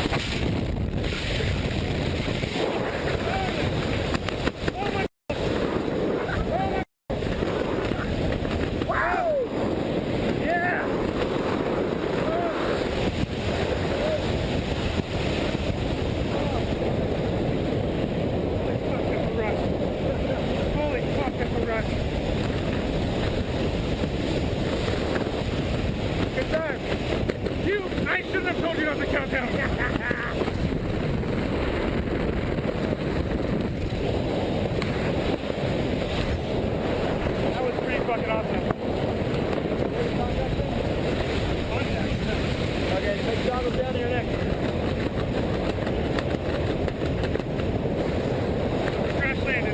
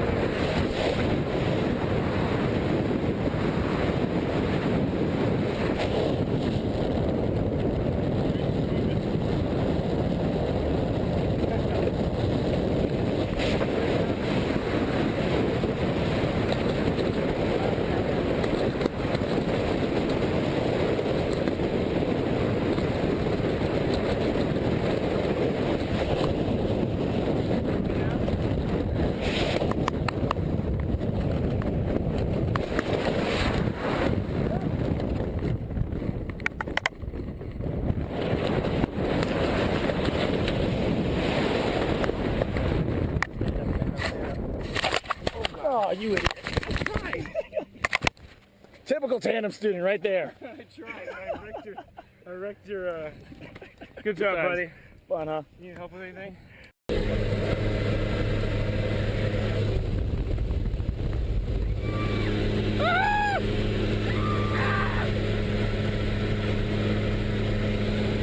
Okay, I'm nervous.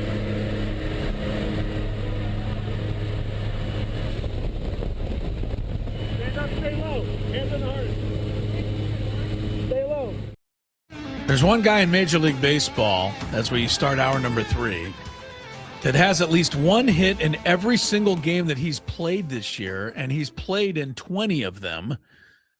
And I wouldn't have got this if I had 150 guesses, Scraby.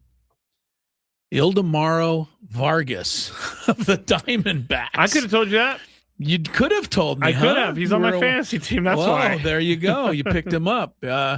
He actually has a 23-game hitting streak going back to last season. But he's gone 20 for 20 this year. He's hitting 367. This is a career 256 hitter. So please explain. I'll wait.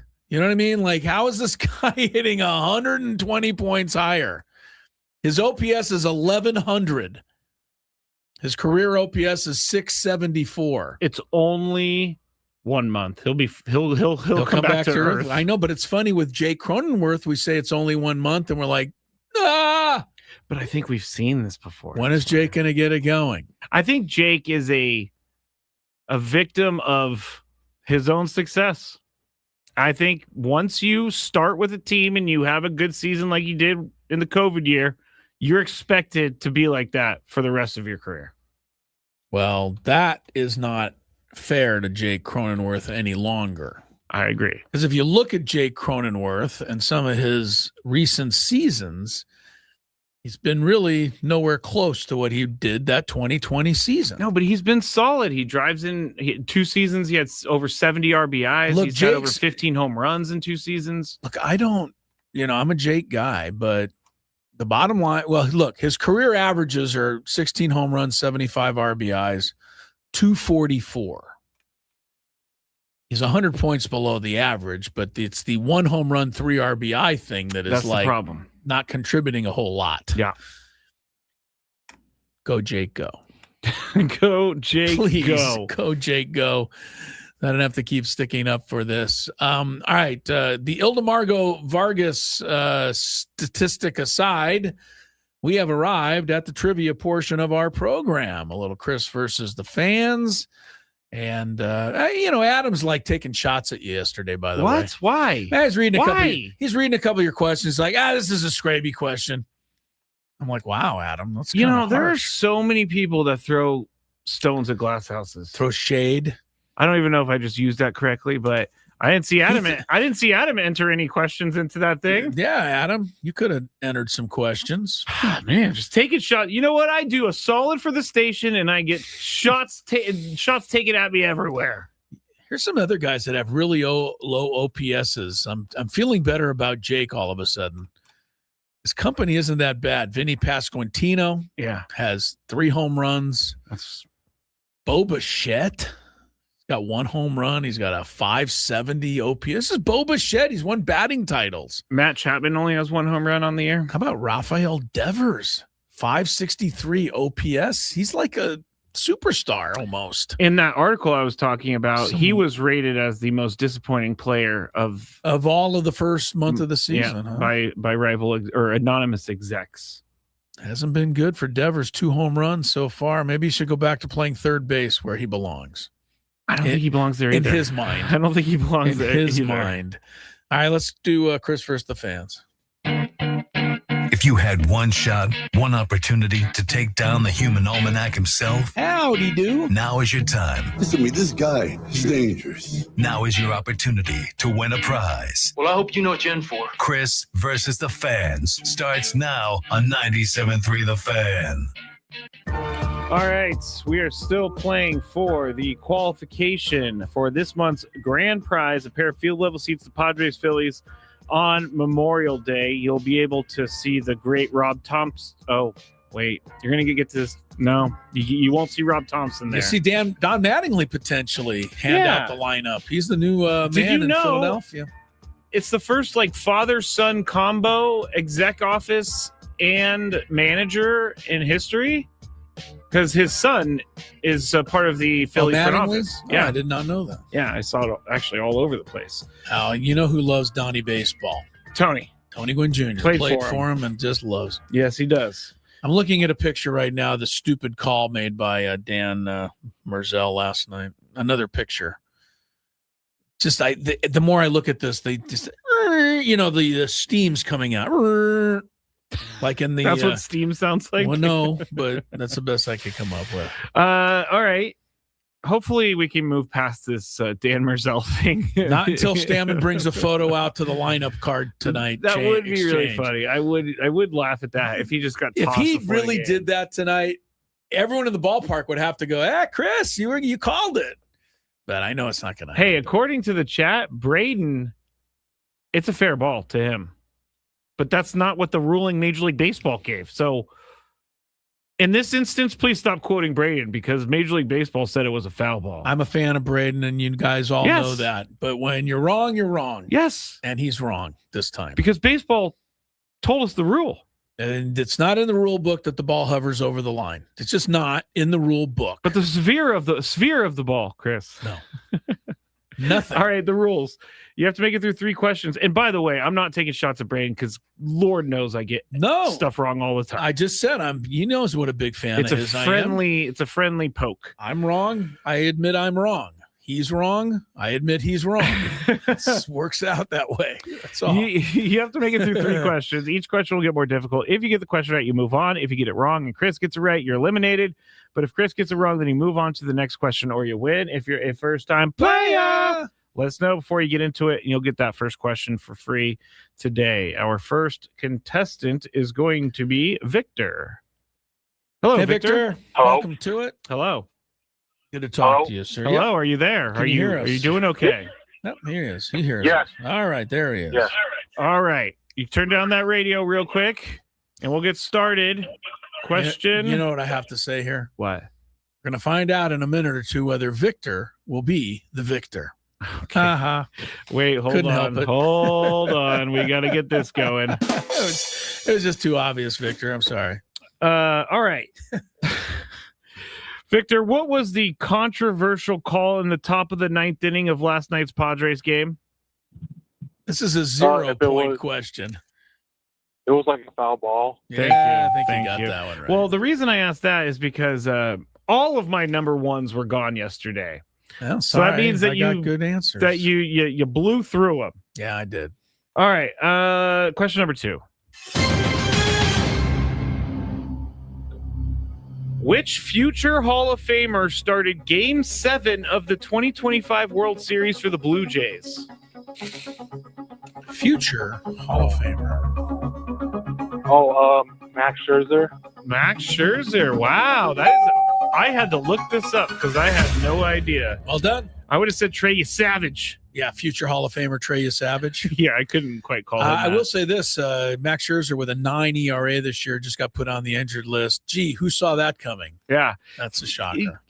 That is a shocker. But you know what's more shocking? What? The major league teams will still throw, $8 million at Max Scherzer. I like Max Scherzer. He's going to go to the Hall of Fame, but I don't like him anymore. I'm with you. I'm with you on that. So. I was in on the Padres going after him for like $1 million. But because he's hurt all the time. Did you see, by the way, before I forget, do you see Blake Snell got mad at some fans the other day for questioning his toughness? He said, "What do you want me to do? I can't control this." When you sit out half the year every single year, it becomes a question. I think Blake Snell just walks out tomorrow holding both of his Cy Young trophies and goes, that actually is pretty strong. That's pretty good comeback. Yeah, that's a good comeback. All right, here we go to question number 3 for Victor. Victor, I have this one. Victor going for the victory. Okay. Yeah, even Victor was like, that's stupid. Come on. Victor, since 2020, this is all 2020 and after, who was the last player to hit 3 home runs in a game in the playoffs since 2020? 3 home run game in the playoffs. Yes. Is it Ohtani? It is Ohtani. Wow. Victor rolls through the whole game. Clean sweeps this. Did he have a 4 home run game, Ohtani, in the playoffs? I don't Seemed think like he so. almost did. Stay there, Victor. Good job, Victor. That was really good. Yeah, I didn't even have time to cheat and look that up, man. You just nailed it. I think this was last year. Good job, man. By the way, I was joking when I said that. And people think. What?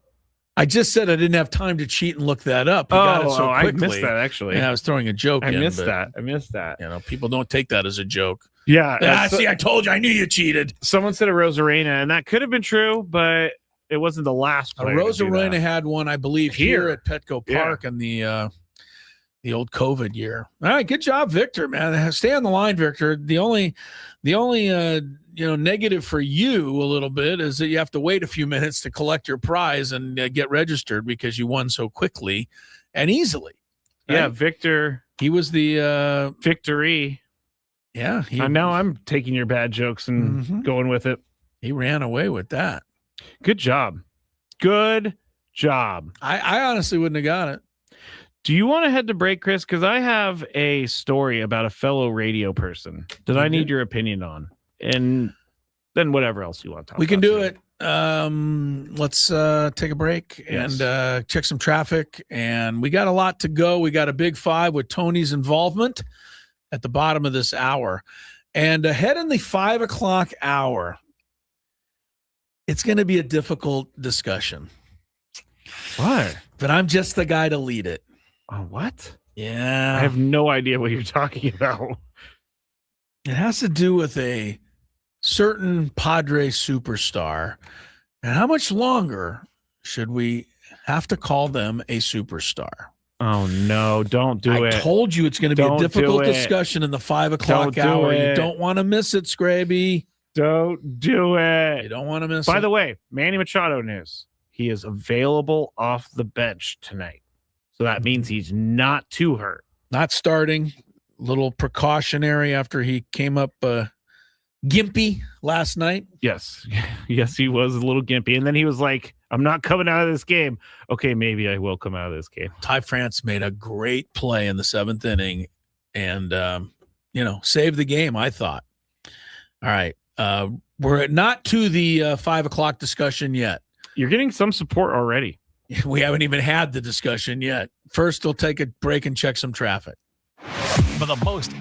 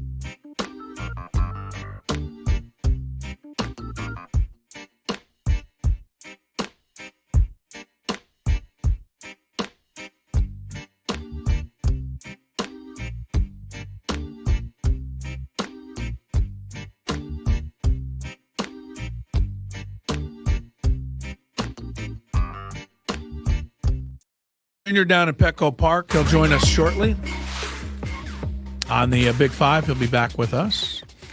Scraby's here. We're in the Big Bill House studios. We know how. And all guests on 97.3 The Fan. Join us on the SDCCU Fan Hotline. It's not big bank banking. It's better. There have been 12 three-home run games in baseball playoff history. 12. How many do you remember out there? Ohtani was the last one to do it, and that was the correct answer that I know Victor one. gave. I know one. I know you know one. Pablo Sandoval. That's always against one. Verlander in Game 1 of the 2014 World Series. You love or 2012. You love that one. I was living there. It was exciting. Yeah, no, it was good. The previous two 3 home run games to Ohtani were both Dodgers as well. Can you guess them? I don't know if you'd be able to get Chris Taylor and Kike Hernandez. No, I wouldn't have gotten those two guys. Yeah, how about that? They both did it. Sandoval, as you said, Albert Pujols did in the World Series for the Cardinals against the Rangers. Adrian Beltre. Here was a strange one. I do remember this. The game that sent the Angels to their first World Series ever in 2002, a middle infielder named Adam Kennedy hit 3 home runs in the last game to beat the Twins. I remember George Brett in 78 hit the third one off Goose up into the, well, maybe not. That wasn't the 3 home run game, but he had some monster shots off Goose in those days. The Yankees always beat the Royals, but Brett was pretty good. Reggie did it famously in the 77 World Series. Bob Robertson, a slugger for the Pirates. I don't think anybody remember him. 1971. Did it against your guys, the Gigantes, in the 71 NLCS. And then Babe Ruth guy did it. Might have heard of him. That guy? He did it twice. Interesting. All right, Good let's for get him. to your story about somebody or other. Yeah, so I have two stories. The first one is kind of a joke story. And the second one is that March Madness is now going to be 76 teams. So we'll have to talk about that later. Don't think we have enough time right now. Yes, but can I just say? Yeah, go for it. Can I just say one sentence? Of course. How about just one word? Give me a sentence. I'm going to give you a word. Okay. Stupidity. How do you like that word? I have one word. Greed. Yeah, greedy. Yeah. Greedy. Yeah, they're just getting more money. This is not the best decision I for hate college basketball. I hate it. Everybody who's in college basketball hates it. Understand, too, that the 76 teams, so that's 8 more than are there now, those 8 slots are not going to be going to the mid-majors like the Aztecs or, people of that nature. It's just 8 more power conference teams that'll get in now. So like the Auburn 11th place team. Right. Instead of just the 10th place team in the SEC, they'll give the 11th and 12th will get in now. And it's also ridiculous because the women's tournament couldn't find 64 good enough teams. They found maybe like 32, but how are they going to find 12 more? Well, again, you've got the automatic bids, so that's the same for the women, but you're just going to have more SEC and Big Ten teams.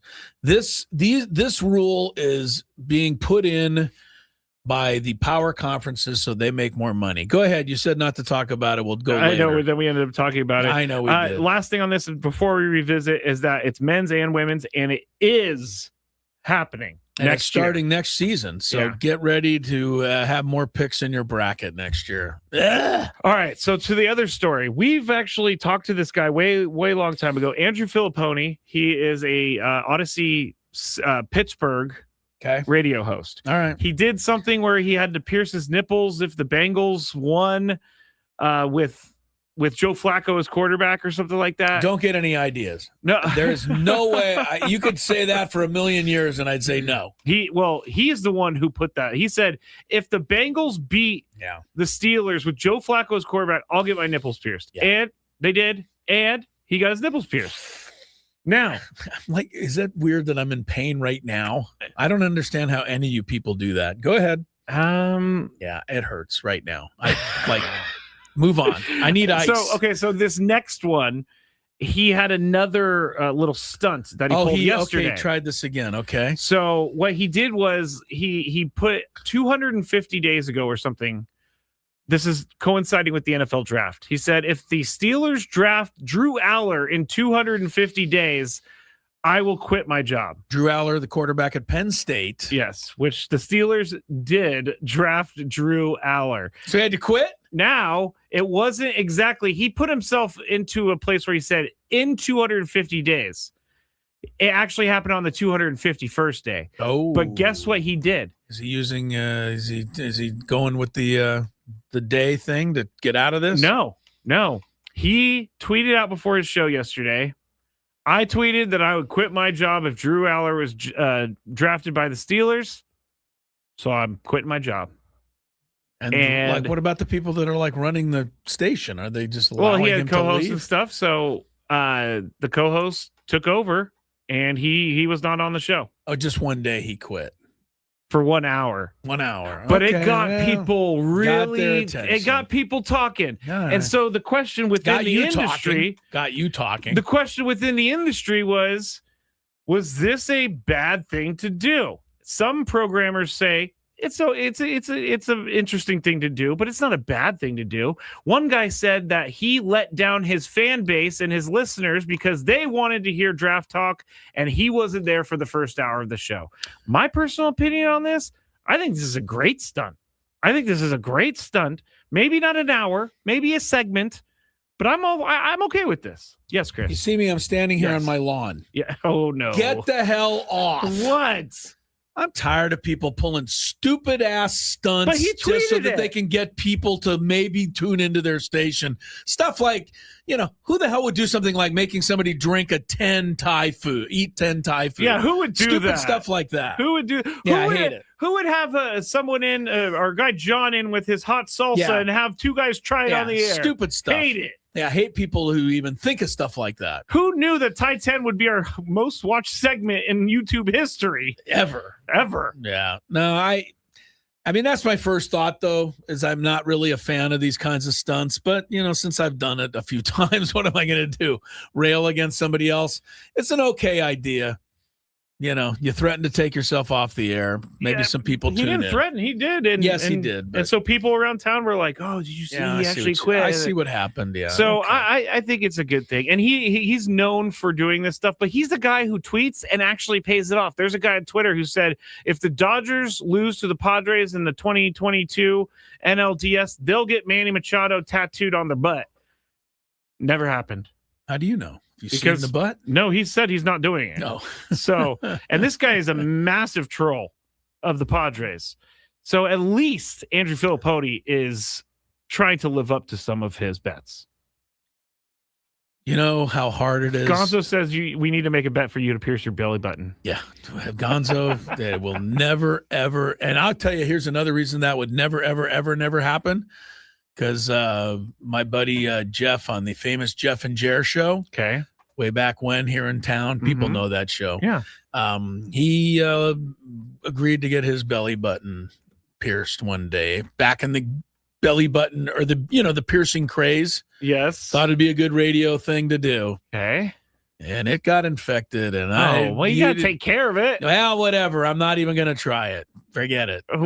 Wait, not doing it. So he got his belly button pierced. He did, but it didn't last long. They had to rescue it and get it out of there before he, went into septic shock or whatever it was. I stretched my ears when I was 18. And yeah, I've never understood that one. I've had a ripped earlobe before. Never understood that one. That one hurt. Scrape. Maybe you can help. Well, you're going to just tell me the answers because you were too drunk. But no. I see people out there. Look, I'm old. I'm beyond these piercing and all of the tattoos even. I don't begrudge, though, that you all like it and want to do it. I get it. I've kind of come around to it. If you want to stick, self-mutilate your body, I'm not going to stop you. But I will say the stretching of the earlobe and putting like a button or something in there, I don't get that. You would have hated me then. I don't get it. And in my humble opinion, it really doesn't look very good. So those are my two negatives on that. I'm okay with people thinking it's not a good look, but I didn't care. I liked it. And I liked the process of doing it, but ripping my earlobe did not feel great. I don't get that one. I'm going to let you mutilate as much as you want, but that I can't get behind that. I know somebody's listening right now with a stretched earlobe and they're like, don't listen to Chris because know that I did it too. And my nieces, they love putting earrings in my ears, Chris. Earrings, they love it. I've gotten to the point where you can doll up with as many earrings as you must. but the stretching of the earlobe, don't get it. Oh, KG said something to me. He used to mess with his friends who had gauged ears by putting combo locks on them. That is messed up. While they were asleep or something? I don't know, but that's messed up. Hurt, man. I don't get the pain thing. Like, why? I can't explain that to you. Like, does anybody slam a door in their foot and go, God, I love that? No, you hate that. So why would you do stuff like that intentionally? Because that's not fun. I don't get it. Getting a tattoo, piercing, I guess that's fun. I guess. I don't know. I'll take how much is a tattoo though? It can be a couple $100, Oh right? man, you can, depending on the artist. Right, yeah, it could be. You want to pay, in this case, you want to pay you more. Don't want somebody, I'll keep the money and go have a nice, steak dinner somewhere. I might even take you, Scraby. Really? With the money we save. You would hate this though, because I tried to get a tattoo of like a half sleeve tattoo on my arm, which would have been shoulder to elbow. And I paid a deposit, but the guy was not in the right mind when he was about to give the tattoo. So I just left. I was not about to sit there for a guy who was under the influence giving me a tattoo. Not happening. And I asked him for the deposit back. He said, I can't. I said, fine, I'm out of here. Really? You just took the loss. Yeah, and got out of there. I didn't want a drunk guy doing a tattoo. Don't really get the sleeve thing either. I'm going to tell you what I get on a tattoo. I get something that there's a reason you got it. Like there's it's either signifies something or there's some reason that you can explain to me as to why you got this tattoo. I got to mine. Just blob some ink on your arm. That I don't get. No, I got mine to make my parents angry. Yeah, and it works. Not a good enough reason, but it works. Not a good enough reason. More Gwynn and Chris coming up. We'll get back to some sports here after we go. Big fiving with no ink involved when we return.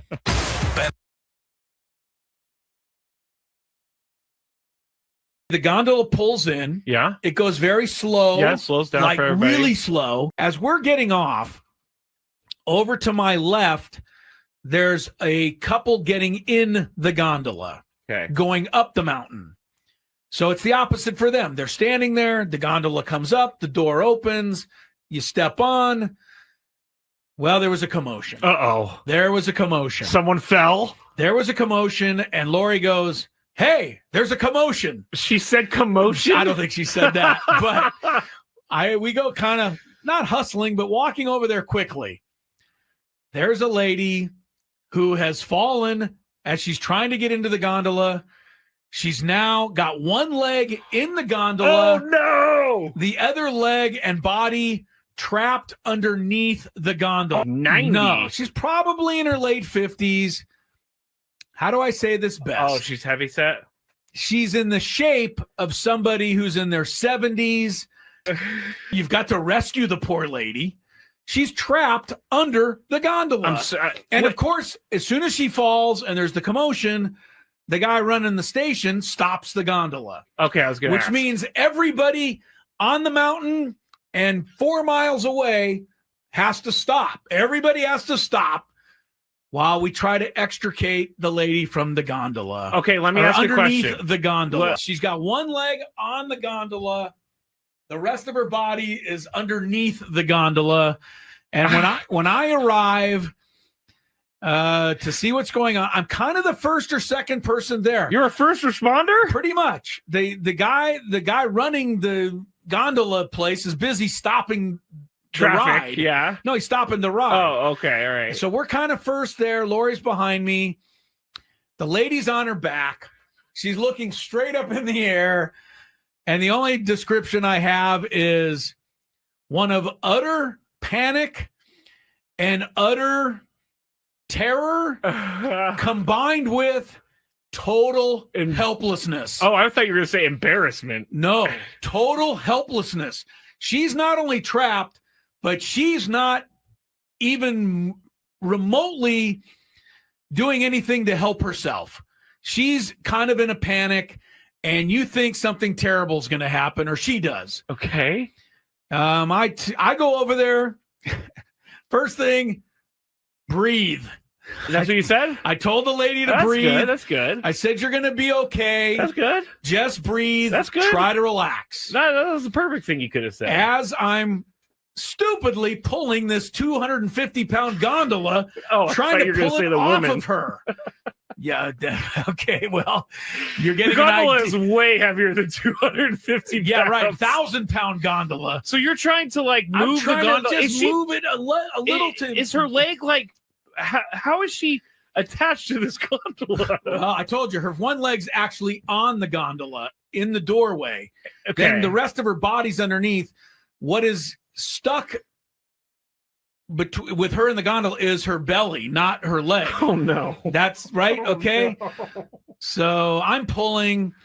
By the time finally a couple more people pull, and we are able to get enough airway to get her to scramble out of there, and then she immediately stepped on the gondola to go take her ride up the mountain, and off she went. This is. I felt like I saved her life. I really do. I honestly feel like I almost saved her life. I kind of will credit you with this. You know, she was.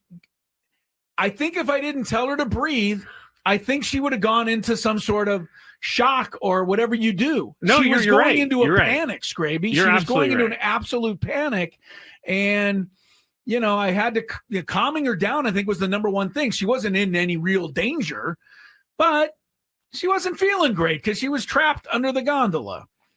But the fact look that you said her belly was yes, her belly. Yeah, I'm telling you, Scrabe, it was a factor. And there was, you know, there's a couple of people pulling on an arm trying to drag her out. I'm crying. I know. There's people on the other side with her arm. They're trying to drag her. I'm like lifting the gondola so she can get a little room to get out of there. You're like, hey, I'm going to take the gondola. It's lighter. All right. I didn't say that. You did. But it was quite the scene. I am happy that she's okay, obviously. She's fine. She got right on the gondola. If this was a worse story, I would not be laughing. But she's fine. You did probably help her a lot more than you think you did. I think so. Because she was able to calm down just a tad. The gondola pulls in. Yeah. It goes very slow. Yeah, it slows down like for everybody. really slow. As we're getting off, over to my left, there's a couple getting in the gondola. Okay. Going up the mountain. So it's the opposite for them. They're standing there. The gondola comes up. The door opens. You step on. Well, there was a commotion. Uh-oh. There was a commotion. Someone fell? There was a commotion, and Lori goes, hey, there's a commotion. She said commotion? I don't think she said that, but we go kind of not hustling, but walking over there quickly. There's a lady who has fallen as she's trying. People, not all of you. Crisello, Scraby, Tony's coming in here for the Big Five shortly from Petco Park. Gwynn and Chris ahead of Padres Cubs tonight. Buehler and Cabrera, the principals. Tony liked that last week when I said they were the principals. Again, another Vin Scully. Did you look up Marching and Chowder Society, by the way? I did, but it was kind of confusing. It was a little confusing? Yeah, I had to click on a few different things, but it's definitely there. Yeah, it's there. And like I said, if it was good enough for Vin Scully, like in my mind, I can use it. Yeah, I mean, I don't disagree. He's the greatest broadcaster of all time, Do practically. not disagree on that one. But here's something that we just can't all out there seem to agree on. Was the call the worst call ever made last night on the fair foul chopper against Mason Miller in the ninth inning? Or was the call actually correct based on a little known rule that says all the ball has to do is being hovering over the line, any part of it? The sphere of the ball hovers over the chalk. It's a fair ball. And that has been the argument from many people who do not want to accept. They cannot. They can't accept the fact that it was a foul ball only. And the umps, mainly Dan Merzel, just screwed it up. Hopefully this will be the final thing you need to hear. If you're still arguing against the obvious fact that it was a terrible call. straight out of the umpire's manual. Page Scraby's reading it. Page 94 of 146. Reading it out of the manual. I'm sorry, page 56. If the ball is in contact with the ground, there's no such thing as hovering over a line. Here it is. It has to be actually touching the line. It's in the manual. When in contact with the ground, a ball must be in contact with fair territory and not merely over fair territory in order to be adjudged to be fair. Okay, so there you go. Enough. There's not even an argument to that. That is cut and dry. They got the call wrong. And if that's not enough for all of you who still want to try to claim that somehow it was the right call, Major League Baseball today came out and said they got the call wrong. Period. Let me go back to that Ben Verlander tweet. So for those of you who just want to keep arguing this just for the hell of it, have at it. Okay. But don't waste any more of my time with this or our time, because it was a bad call. It was flat out wrong. The umpire screwed it up. End of discussion. Apparently, this was a huge part of Braden's show. And I don't want to take away from Braden's show, but, I mean, Major League Baseball has acknowledged that an error was made by giving the rule. So if Braden's take was, if the ball was hanging over fair territory, then it's a fair ball. That is not. It's just not right. What the rule book says. And that's all. And Braden keeps texting me and telling me that he was right. And Braden, I'm not arguing. I know you believe you're right, but the bottom line is the umpire manual says there's no hovering, and Baseball Today said they got the call wrong. So we need to move on. They got it wrong. Period. I don't think this guy on the internet that I'm looking at can move on. Yeah, I know. A lot of people just, for whatever reason, are going to hold on to this forever.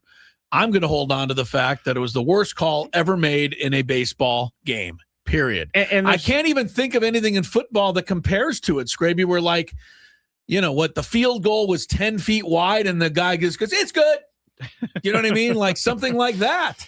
Or the guy it would be like a first down or something. Or Michael Jordan shoots a jumper, it clanks off the rim and bounces out of bounds, and they go, that's good, 2 points. Give it to him. 2. Good. On the chat, they're saying, but it didn't go in. Oh, I know, but it hovered over the rim. Hovered. Yeah. The sphere of the ball went through.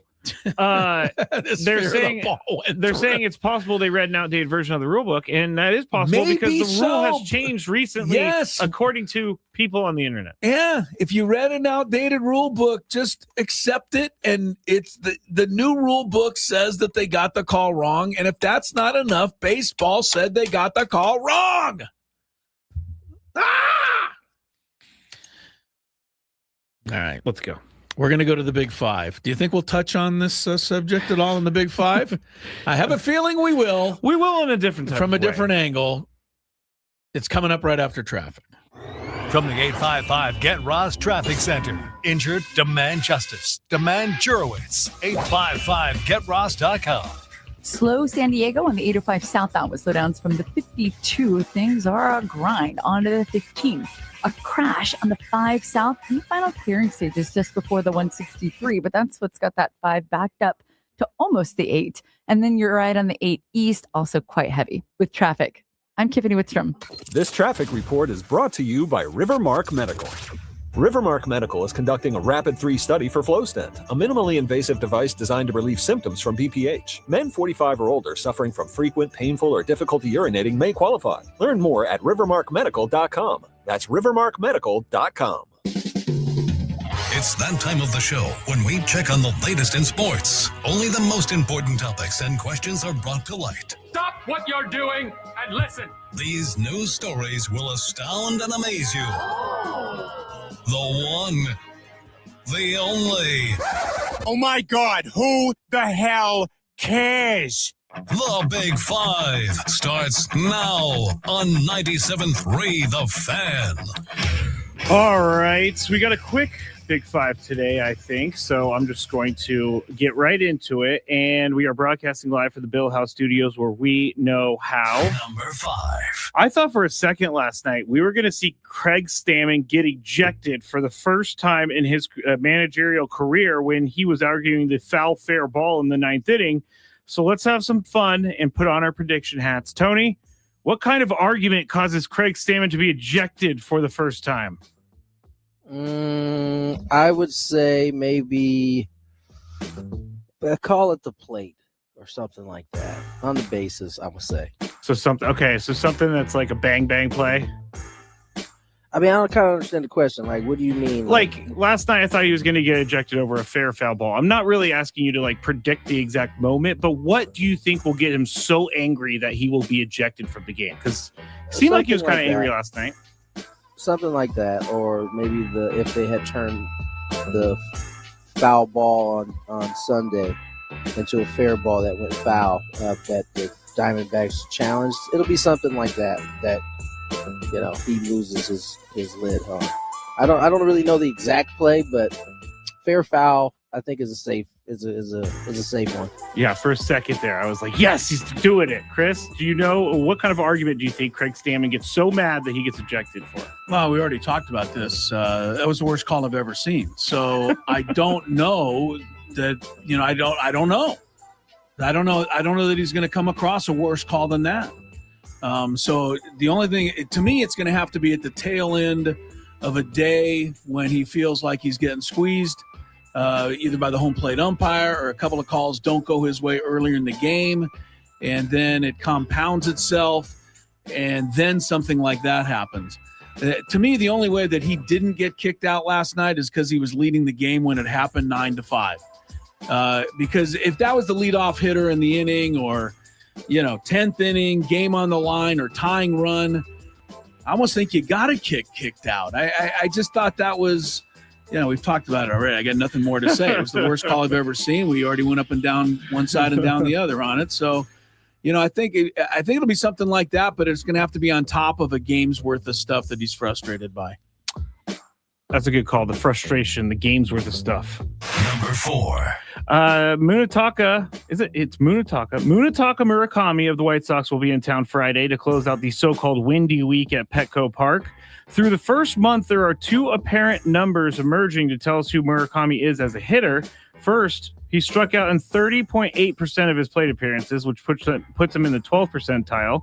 He's also running a whiff rate of 38.5%, which is good enough for the second percentile. But he is in the 99th percentile in expected slugging percentage, average exit velocity, barrel rate, and his hard hit rate, all 99th percentile. So basically, he swings and misses a lot, but he also kills the ball when he hits it. Chris, is this sustainable for him? I don't know. I haven't seen him long enough. I will say this. It would seem to me in this world of analytics, being a whole lot more important than actual results, I would think this guy's the perfect hitter. He's absolutely perfect. This is exactly what they're looking for, isn't it? They're looking for guys that strike out a lot. They don't want them to put the ball in play and potentially make 2 outs. But when they hit the ball, they want it to go over the fence or at least be hit hard. To me, this is like an analytic manager team's dream. The only results he has are home run or strikeout. I mean, that's... He also does walk a little bit. Well, I'm just going to say that you throw the walk in, that's the third perfect outcome as far as analytics are concerned. So I'm looking forward to seeing him play. To me, I don't know. I mean, how many home runs has he hit on pitches that weren't mistakes? I mean, I just wonder. I haven't seen enough of him, but I got to assume if he swings and misses that much, he's probably only hitting when you make mistakes. So you better stay out of the middle of the plate, obviously. Tony, do you think all this is sustainable for Murakami? Yeah, I think it's sustainable. The league will start dogging him out at some point because he's a 3 true outcome guy. But I think because people are maybe surprised that he's hitting homers at the rate that he has, I think that's why we're having the conversation about him. I think the league will eventually, and when I say league, people who cover the league will eventually not like him as much because they will notice that he's going to punch, hit a homer, or walk. And, that's not all that fun to watch. But tell you what, for the White Sox, it's been a good signing so far. I mean, he's not a piece that I think you can basically stand on, but he certainly is a good addition to a team that's rebuilding right now, and you got to give him some credit for it. I think the White Sox are much, much, much better. Number 3. And he definitely helps. Players who cover their mouths when confronting an opponent will be sent off at this summer's World Cup, a new rule strengthened by FIFA and IFAB. Don't know what IFAB is, but it was a part of it. I need to say that. The change follows a February Champions League match where Real Madrid's Vinicius Junior, I think that's how you pronounce his name, allegedly was racially abused by Benfica's Gianluca Prestiani, who covered his mouth while speaking. I'm trying to be serious about this. The updated rule, unanimously agreed upon, allows for a red card sanction at the competition organizer's discretion. So if you look like you're saying bad things to an opponent, you're going to get a red card. And you're covering your mouth, you're going to get a red card. Tony, do you agree with this? Yeah, I agree with it. I mean, you can't, especially in this sport, it seems like it's kind of a habit of people to put their hand over their mouth and say racist things. So, yeah, send them off. If you even look like, you could just be saying, hey, man, where you want to get this pizza at? You got your hand over your mouth. You got to go, sir. Take a hike. I told you I wanted Domino's. Chris, do you think this is the right move? It's sad that we have to, even put it in my mind. I mean, the fact that sportsmanship is so awful, and maybe, I don't want to blame soccer because I don't watch enough of it, but I do see more highlights of this kind of thing in soccer than any other sport. And, I think it's too bad that these guys can't just play and respect, who they're playing against without this kind of stuff going on. I am a little concerned, though, at a trigger-happy official looking across the field and see a guy who's wiping his mustache off and kicks him out of the game because he thinks he was saying something under his breath because his hand's over his mouth. That'll probably be the excuse that somebody uses when they're shown a red card. The thing with the red card, though, I mean, it almost decides a game.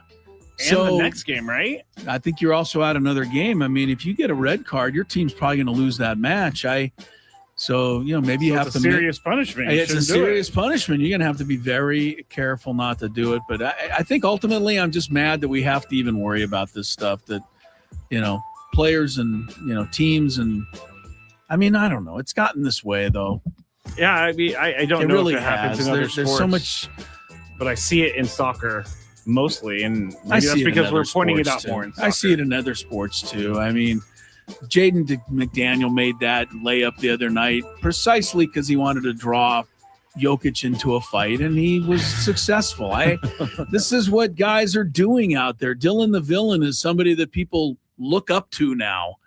I don't know. Little sportsmanship could go I don't think a long we way. should compare Dylan the Villain and Jaden McDaniels to these soccer players that are dropping whatever monkey or I think those are two separate things. If we're talking sportsmanship, fine, but this rule is specifically for soccer and the issues that they've been dealing with. Yeah, it's like, Number 2. Yeah, when he's Stop right, myself when, right there. When Tony's right, he's right. Just leave it be. Yeah. In the world of ABS, there have been some real benefits to it. We've seen it. Unless you're a player who can't figure out when the right time to challenge is, which we saw the Cubs do that yesterday. The Yankees players have instituted a system to penalize any player who commits an egregious challenge. And Jazz Chisholm Jr. is now $1,000 lighter in his wallet because he has been determined to have made 2 very bad challenges, which is a penalty of $500 each. I saw the challenges. They were really bad. They were fully in the zone.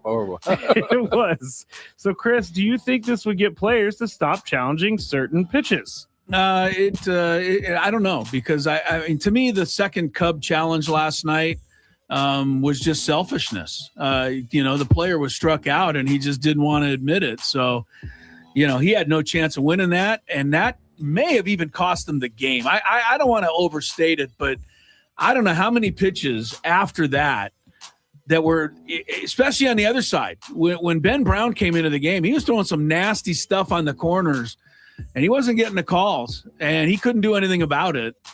You've got to start saving a challenge. I've been saying it since the beginning of the year. You can't take these risks on a 1-1 pitch in the second inning. It's just not that important. It becomes much more important later on. Maybe you have to start finding guys. But, it's usually emotion that takes over, I think, right? Yeah. Like to me, if the batter thought about it for half a second, Look at Matthew Boyd. He's trying it just because he's mad, costing his team. I don't even know what happened with Matthew Boyd. It was like some reaction that he had, just immediately challenged that pitch. Tony, do you think this would get players to stop challenging certain pitches, these fines? Yeah, $1,000 is a lot. I'll say this. I'll defend. Who was it yesterday that took the second challenge For the Cubs? Yeah. I can't remember, honestly. But it was a couple of guys on base. It was about the fifth inning, fourth inning. I'm going to look it up. There's a couple guys on base, and it was it Bush? It might have been. But he it was Ballesteros. It was Ballesteros who hit the grand slam. Yeah. So I'll put the blame on Boyd. He's the one who challenged the pitch in the first inning. Yeah. No, he you're took right. the dumb one. Ballesteros literally was the reason why they had the lead. And so they should have had another challenge left. But either way, your point is well taken. Both stupid challenges. Boyd's is egregious, and he knew it was egregious. The moment he hit his hat and thought about it for a sec, he was like, "Oh, damn." That's why I don't know that they can have time to think about the fine. You know? Yeah. Bang It's a him. reaction Bang him $1,000. And then I thought. Jazz's was just. He was so sure might too. as well split the plate. Now I don't even think he was sure. I think he challenged it just to challenge at that point. Just to be annoying. Just to be a nuisance. There's no way he could have thought that pitch was anything other than a strike. But who's to say? I'll tell you one thing. I think I don't know that it's going to stop, guy. I think you're going to see that every once in a while. I don't think it's happened a whole lot. If you institute a fine package with the Padres, Freddie Fermin's wife's going to start getting upset because he's going to start costing her shopping money. Okay. He challenges way too many pitches early in the game, and even when it's right, it's still not worth it in my mind. Padres are 9th best, so it ain't that bad in the league. They do a pretty good job in all of baseball. I didn't say they don't. What I'm saying is that a risk in the second inning on a 1-1 pitch to make the count 1-2 is not risk being wrong about. That's my point. I don't think the risk does not outweigh no the one reward. On base. Like that's my thinking. I get that you want the pitch called right. I get it. I do. But in the 8th inning, you've got to have a challenge left now. It's almost imperative. I don't think the Padres have ever been in a spot where they didn't have a challenge left, though. So I would say that they're using or taking whatever risk properly. If they still, I can't remember. I don't think they've ever been in an 8th inning without a challenge. You promise that the time it happens, you'll point out on the radio that I said, look out for this. Probably not, but yeah. Probably not. Yeah, no kidding. Spendthrift Farms thoroughbred trainer Mark Toothaker is going to attend the Kentucky Derby thanks to a bizarre coincidence, a missed field goal. While watching Monday Night Football in December, a whiffed kick by Younghoe Koo. You guys remember this? He hit the ground and fell instead of kicking the ball. Well, this guy laughed so hard watching this kick that he had a seizure. And Koo's tripped attempt made him go to the hospital. A CT scan revealed a tennis ball-sized brain tumor, which was later successfully removed. And Toothaker was released without long-term damage, and he credits Koo with telling him, or with that kick, making him laugh so hard that he has a seizure. Where did you see this story? Because I saw it, and I was so confused on what was happening. The kicker saved my life. So much sense. It was a miracle, he says. So I'm going to go with you, Chris. Should Koo feel good because he saved a life? What a question. Because he's really embarrassed about this. It was one of the most embarrassing moments in NFL history. It's a great moment. It's a great outcome for Younghoe Koo. Let's just put I'm walking around being like, I saved a life with that kick. Tony, should he feel better because he saved a life? Sure. Thank you. I mean, thank you. What are we supposed to answer? No, he's supposed to feel pretty bad about it. That would be fine too. I wish that guy would have died and I hadn't tripped up. No, he's probably thinking, man, made the field goal, right? Yeah. He's probably thinking, man, this guy has a seizure, bringing up my field goal again. Everybody just forgot about it, and now it's back in the news. Next to Mike Vrabel. I don't think he's tripping about the missed field goal. All right, we're gonna get you set for game He's 2 tripping on the field between the Padres and the Literally. Cubs. When we get back here, happy hour 97.3 The Fan. This is Ben Higgins, and I'm with Jeff Jr., founder of Trajan Wealth. Jeff, why should people...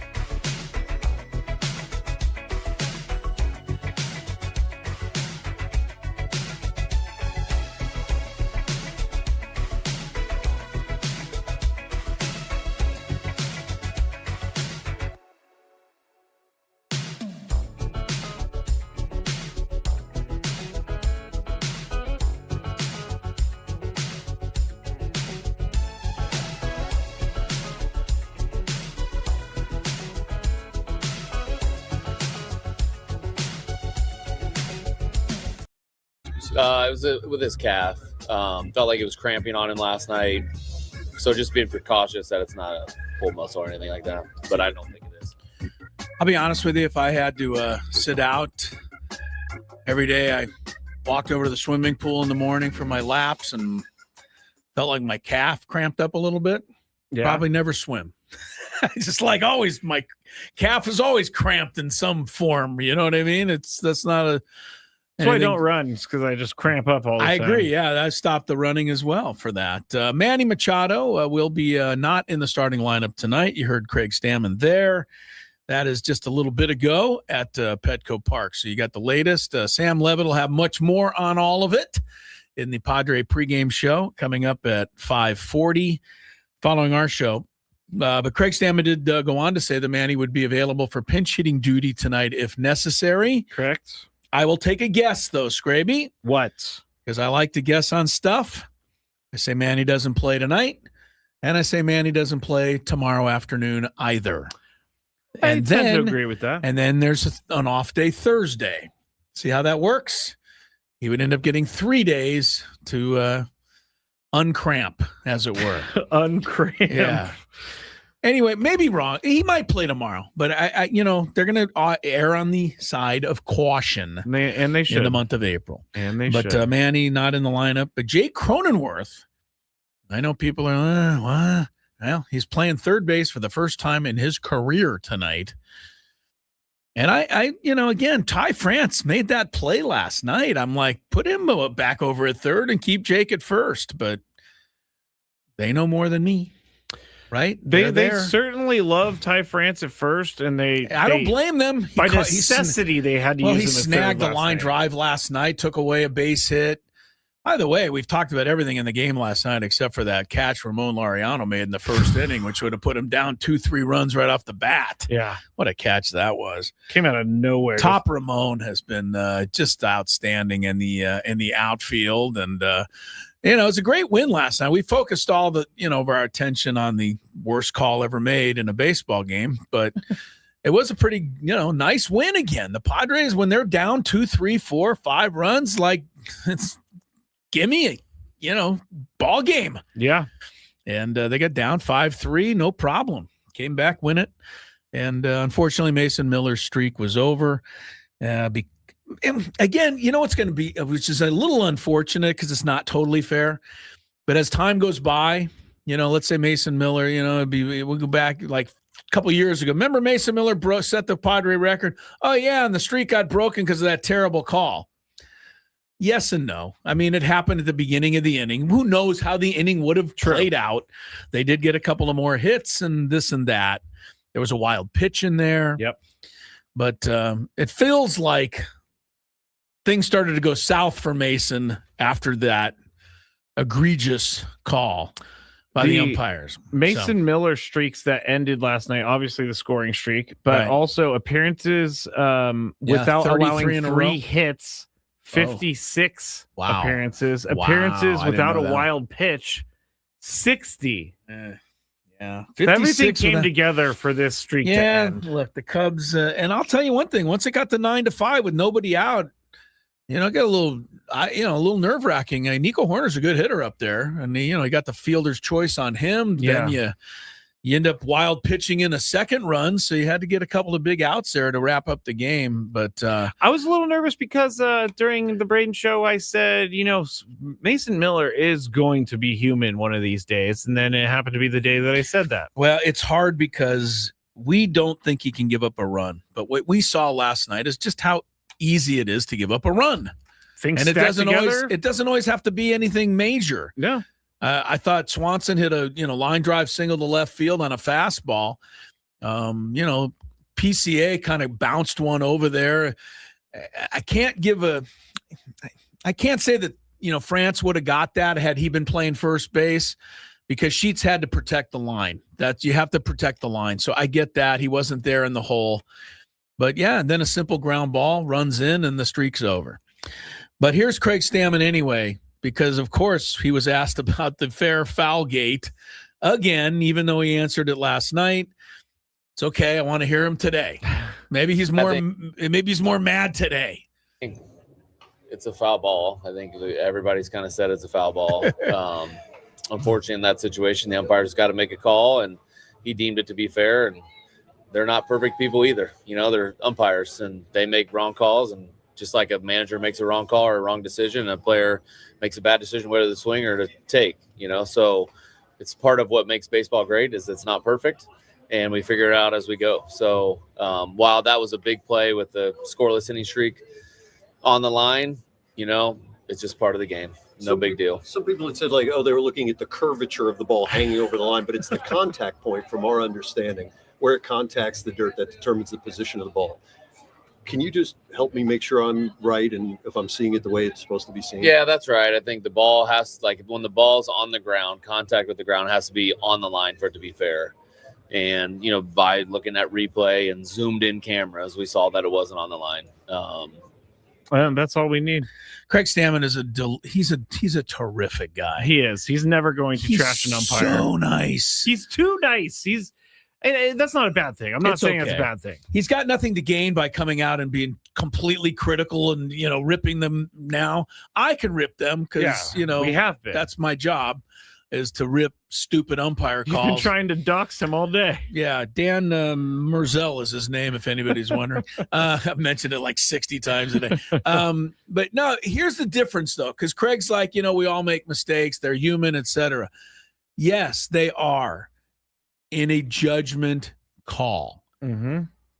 Was it safe or out? Was it was the tag in time? Do you know what I'm saying? You can miss those. It's that person's but it's when there's a line opinion. when there's a line on the ground and the ball is on that side of it, and that's his face foul. is on the ball. Yeah, that's not a forgivable mistake in my mind. And that's where I'm having trouble. Of course, I'm going to fit. Me, Scrape. I do the ref in the back. I miss calls. I make calls. They're judgment calls, though. If your foot's stepping on the out of bounds line, guess what?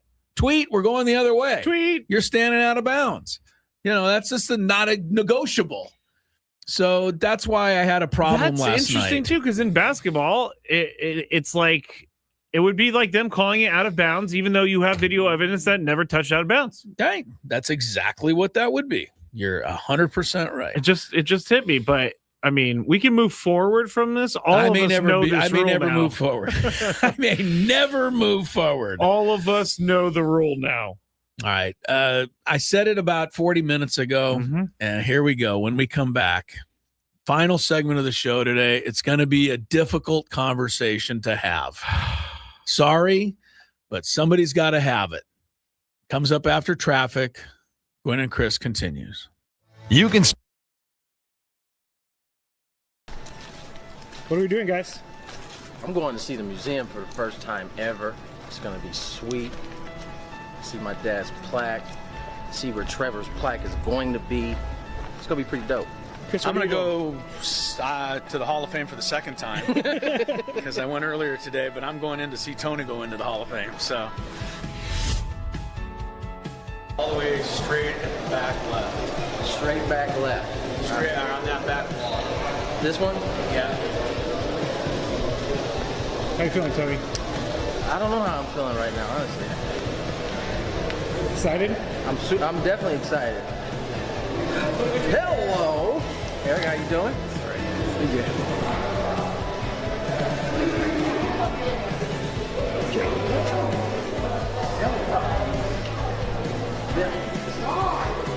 Wow. Just like I told you, next to the famous Barney Dreyfus and Leslie Wilkinson, whoever they are. That does look like them. I know. It's a good shot. They don't do them all that great. That one's good. Really good.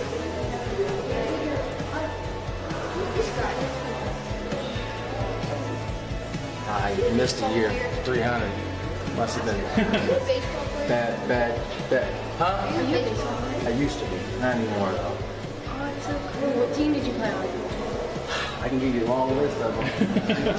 Brewers, Padres, Dodgers, Phillies, Nationals. What position did you play? I played outfield. This was my dad.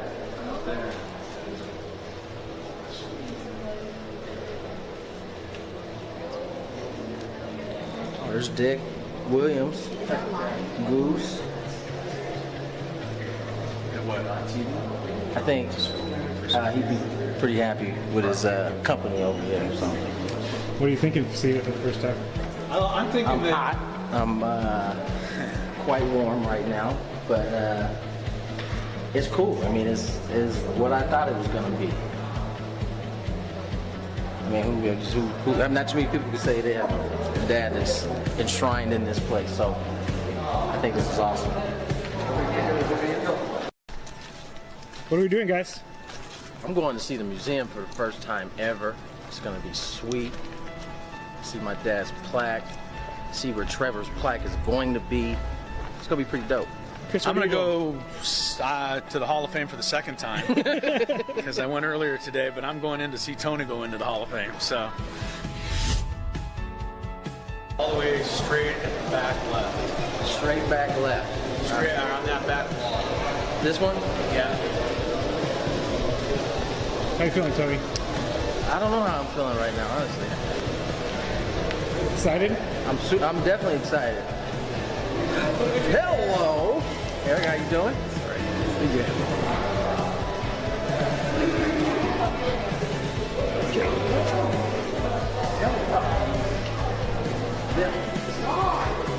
Wow. Just like I told you, next to the famous Barney Dreyfus and Leslie Wilkinson, whoever they are. That does look like them. I know. It's a good shot. They don't do them all that great. That one's good. Really good.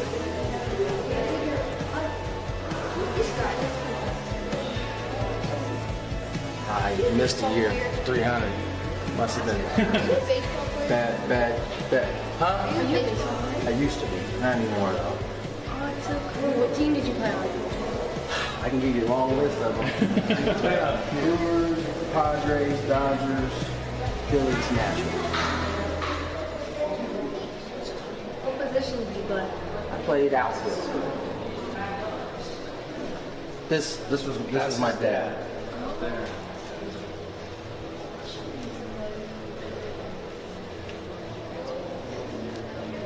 Oh, there's Dick Williams, Goose. What, on TV? I think he'd be pretty happy with his company over here. So. What are you thinking of seeing it for the first time? I'm thinking I'm hot. I'm quite warm right now, but it's cool. I mean, it's what I thought it was going to be. I mean, not too many people can say they have a dad that's enshrined in this place. So I think this is awesome. What are we doing, guys? I'm going to see the museum for the first time ever. It's going to be sweet. See my dad's plaque. See where Trevor's plaque is going to be. It's going to be pretty dope. Chris, I'm going to go to the Hall of Fame for the second time because I went earlier today, but I'm going in to see Tony go into the Hall of Fame. So all the way straight and back left. Straight back left. Straight on that back wall. This one? Yeah. How you feeling, Tony? I don't know how I'm feeling right now, honestly. Excited? I'm definitely excited. Hello, Eric. How you doing? Pretty good.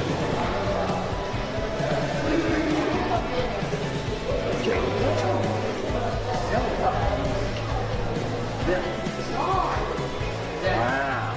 Just like I told you, next to the famous Barney Dreyfus and Leslie Wilkinson, whoever they are.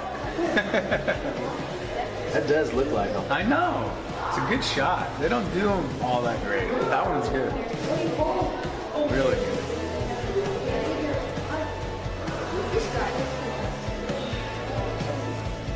I missed a year. 300. Must have been bad. Huh? I used to be. Not anymore, though. Oh, it's so cool. What team did you play on? I can give you a long list of them. Brewers, Padres, Dodgers, Phillies, Nationals. What position did you play? I feel like we're going to go into a hyperspace here in a moment. There you go. Yeah. All right, 5:19 is the time. Chris Ellis, Scraby here in the Odyssey Palace Studios. otherwise known as the Bill Howe Studios. We know how. Going to be sending it out to Sammy Levitt. Padre pregame show shortly. Happy hour here, brought to you by GL Pools, the company trusted by thousands of San Diegans to keep their pools sparkling, swim ready, and expertly maintained. GL Pools. Call them now, and when you do, say radio. Get yourself a free month of service. Nothing wrong with that. All right, nothing wrong with the Padres. They're 19-9. They got the second best record in the league. They're half game back. Everything's really gone about as well as you could possibly expect. But it's just time to have a conversation that's not easy to have. And I'm actually not going to go with the conversation, I don't think, in the way some people think I'm going to. But let me ask you this as a beginner. Straight up, don't know who I'm talking about, Scraby. Would you say a player that has played 6 major league seasons and has been 3 times a top 10 MVP guy, has been 3 times an all-star, has been twice a platinum glove winner, so great on defense, and twice a silver slugger, so great on offense? Would you say that player that I just described to you would qualify in the superstar category for Major League Baseball? Because I would say that, yes, that player would. I don't know Those are superstar, but definitely star. Big time star, right? That's if you're saying top 3 in the MVP every year, then superstar. I said, well, top 10 3 times. 3 times he's been top 10. He's been 2 times platinum glove, the best fielder in the league. He's definitely 2 times silver slugger, all-star 3 times. I think Fernando Tatis Jr. is a star. I think he's considered a superstar. I think people look at Fernando and they say, there goes one of the best players in the game, bar none. When they put him on the Madden cover a few years ago, I don't think anybody argued about it. MLB The Show. I always say that. Yeah, the MLB The Show. All right. So I think I'm giving you all of that. Here's where I'm struggling. And this is why I think the conversation is not easy to have.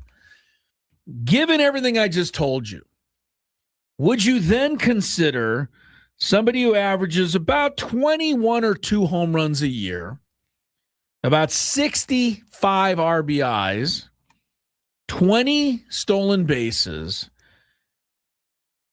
but a paltry slugging percentage of .448 and an okay, but not off the charts on base of .334, which totals into a .782 OPS. Is a .782 OPS, is that superstar category? Because now I don't think we're in superstar category. I think we're in the hall of very good. I think we're in the hall of I take that player on my team, but I don't know we're in the hall of super duper star. Super duper star to me is 850, 875, 900. Shohei's over 1,000 pretty much every year. Fernando Tatis Jr.'s OPS is 782 over the last 3 years and 1 month of play. That is not just looking at this season where we know his power numbers are down. We know he doesn't have a home run. We know he's got 4 doubles. We've got over this ad nauseum.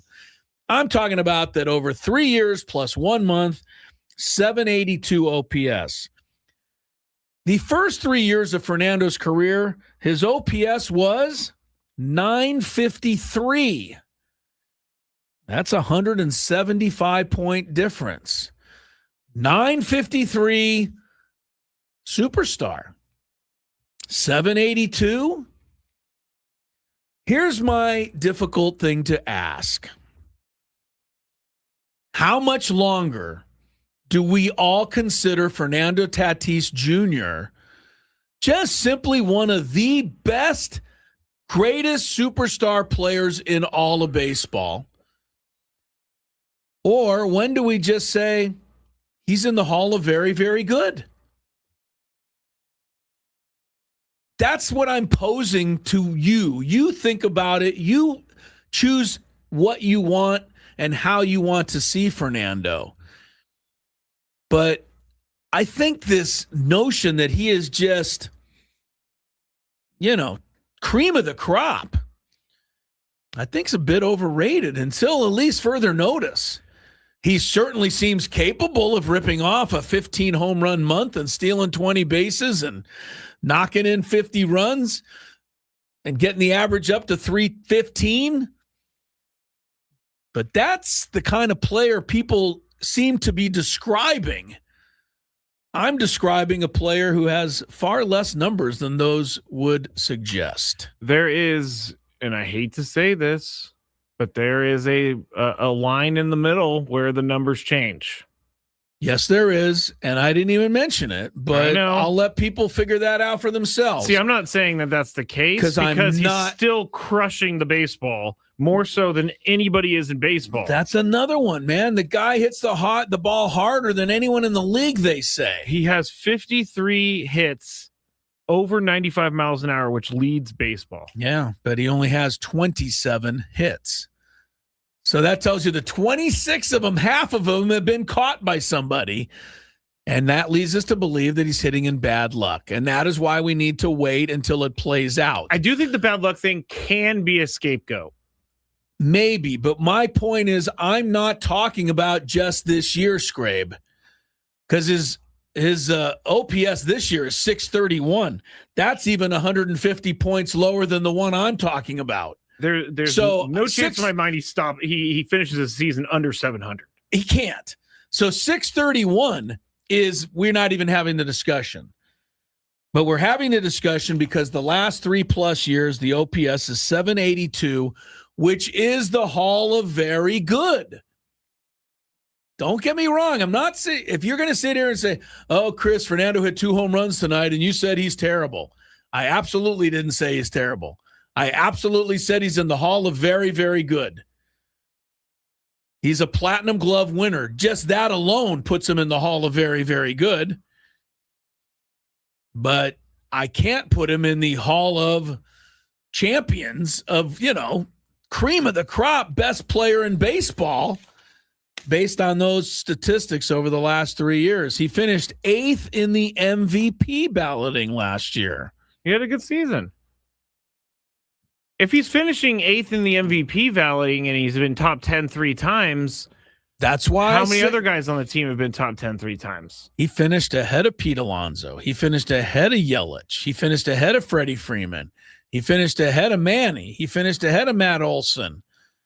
Finished ahead of Ellie De La Cruz. What should he have?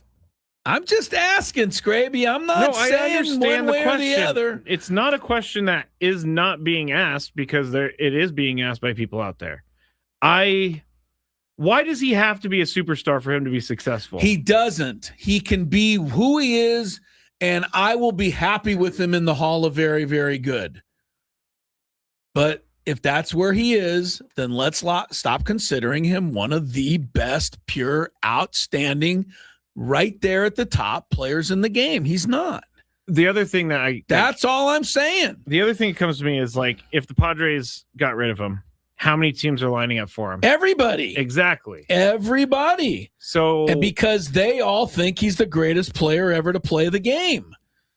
Cole says it. I'm taking a little closer look at it, telling you I don't see that. I think Cole's onto something here. He said it's sad because he was a superstar. And that is sad because that's how he got introduced to Fernando Tatis Jr. was a guy who was doing everything. He was tagging up on an infield fly and scoring, and we've seen it before. So that's why we keep thinking he is that guy, but he's not Aaron Judge right now. It almost made me, I don't want to say this, but it almost made me a little bit kind of sad to an extent last night that we had to give him a star for a catch that was just pretty easy. That's not on him. That's on Dave Marcus. Okay. Dave Marcus is the one who hits the button. But it's almost as if it's we have to make him just better than he truly is. I don't know. This is a tough discussion, and I guarantee you when he starts clobbering the ball and doing Fernando things like we haven't seen in a while, I'm going to take an earful from everybody. But that's you're not okay. saying anything That's that okay. hasn't been said in the fan groups around Padres baseball. So it's not but that doesn't mean that they're being said. Well, number one, it doesn't mean that they're right. The fan groups are the fan groups. So yeah, but what I'm saying is no one can blame you. I'm just somebody will. Well, it is fun. Somebody will. It is fun. I got blamed earlier for something. I can't remember what it was, but let's be honest, man. If he could get that home run in there and get it done, that would make everybody feel a little better. The home run thing is strange. Can I tell you one thing that my friend Mike said today while we were golfing? Golovko? Your guy, Golovko, Yeah. Good Padre fan. He looked at me and he said, we were talking about Fernando. He said, I thought this is the reason we got rid of Luis Ariz because he didn't have any slug. I'm like, wow. I go, that's mean, but I mean, maybe he's making a point. Luis Ariz, you know how many extra base hits he has this year? More than I want to know. No, he has 4, same as Fernando. But he's also hitting 314. I know what he's doing. And he's stolen 4 bases this year? I'm just saying. Luis Ariz, Fernando Tatis Jr., who's got better slug? I mean, we know the answer to that. But we know who's going to finish with better slug when the season is over. I hope you're right. All right, we got to pick a click to pick, hit, or whatever. We are trying to get a streak going on consecutive days that we pick somebody in the game to get a hit. Right now, Scraby's streak is at 1. My streak is at 0. Yay! So this is really, we're really flying along. I will try to get a streak started tonight, and I believe in Nico Horner. Smart. Nico Horner. He's a leadoff hitter. He gets more at bats. I also was like thinking alongside you last night, like, I don't want to see Nico Horner up right now. He was not the guy you wanted to see up, but it worked out. Okay, you're going Nico Horner. I would go with Mr. Ballesteros, but I'm not. Moises? Yes. Ballesteros. I'm going to go with... You can pick I'm a going to go with Padre, Fernando. Okay. Fernando's getting a lot of hits right now. He is. They put it up on the screen last night. He's hitting like 340 the last 25 games. All singles. All singles. It's not what we're paying him $38 million for, whatever it is. All right, let's get off that. Let's finish with the topic I want to finish with, because it's been the theme of the day. Foul ball. That is our friends, the umpires. Oh, no. This message is for them before we leave today, Scrape. Oh, no. I think it's imperative we point out to the umpires working the game tonight, that little white stuff that's on the field that extends out from home plate. One goes in the direction kind of to the left. One goes in the direction kind of to the right. Makes like a V? Makes a bit of a V type formation if you're standing on home plate. Okay, umpires, those lines they're called chalk because they're actually put down with stuff that is actual chalk. Oh, they grind up chalk? Yes, it's chalk. It's limestone. It's chalk. It comes out of the machine. It's chalk, and what it's there for. It's actually very cool when you watch them do what it. it's there for, so the umpires understand what it's there for is to determine whether the ball is in play or not. Oh. And here's how you determine it. I hope the umpires take some notes before they head out for the game tonight. If you're looking, let's say, at what they call the third base chalk line. That's the one that heads out. Is that? That's the one that heads out to the left of home plate. But why is third base? Okay, never mind. Because third base is over there. All right. So the third base chalk line. Let's say we're looking at that one. Any ball that is either right on that line or to the right of that line is deemed a fair ball. That's in play. But what about the sphere of the ball? Stop it. Very simply, to the umpires, last thing I'm going to say, any ball that is not touching that line or to the left of that line, what we call that is a foul ball. We do the play over again. How do you signal that? You raise your hand. You go, time, foul ball. All right. Very Just making simple. sure. That's how that works. I just thought I'm doing a service to the umps who might be working the game tonight. Can someone send them this, please? Thank you to Tony Gwynn Jr. Thank you to my guy Scraby over here. Sam Levitt's pregame is next. We have a day game tomorrow which means notes on a scorecard and a post-game show after baseball tomorrow. Enjoy tonight. Enjoy tomorrow. Sam Levitt, pregame show coming up. The latest on Manny Machado, 97.3 The Fan.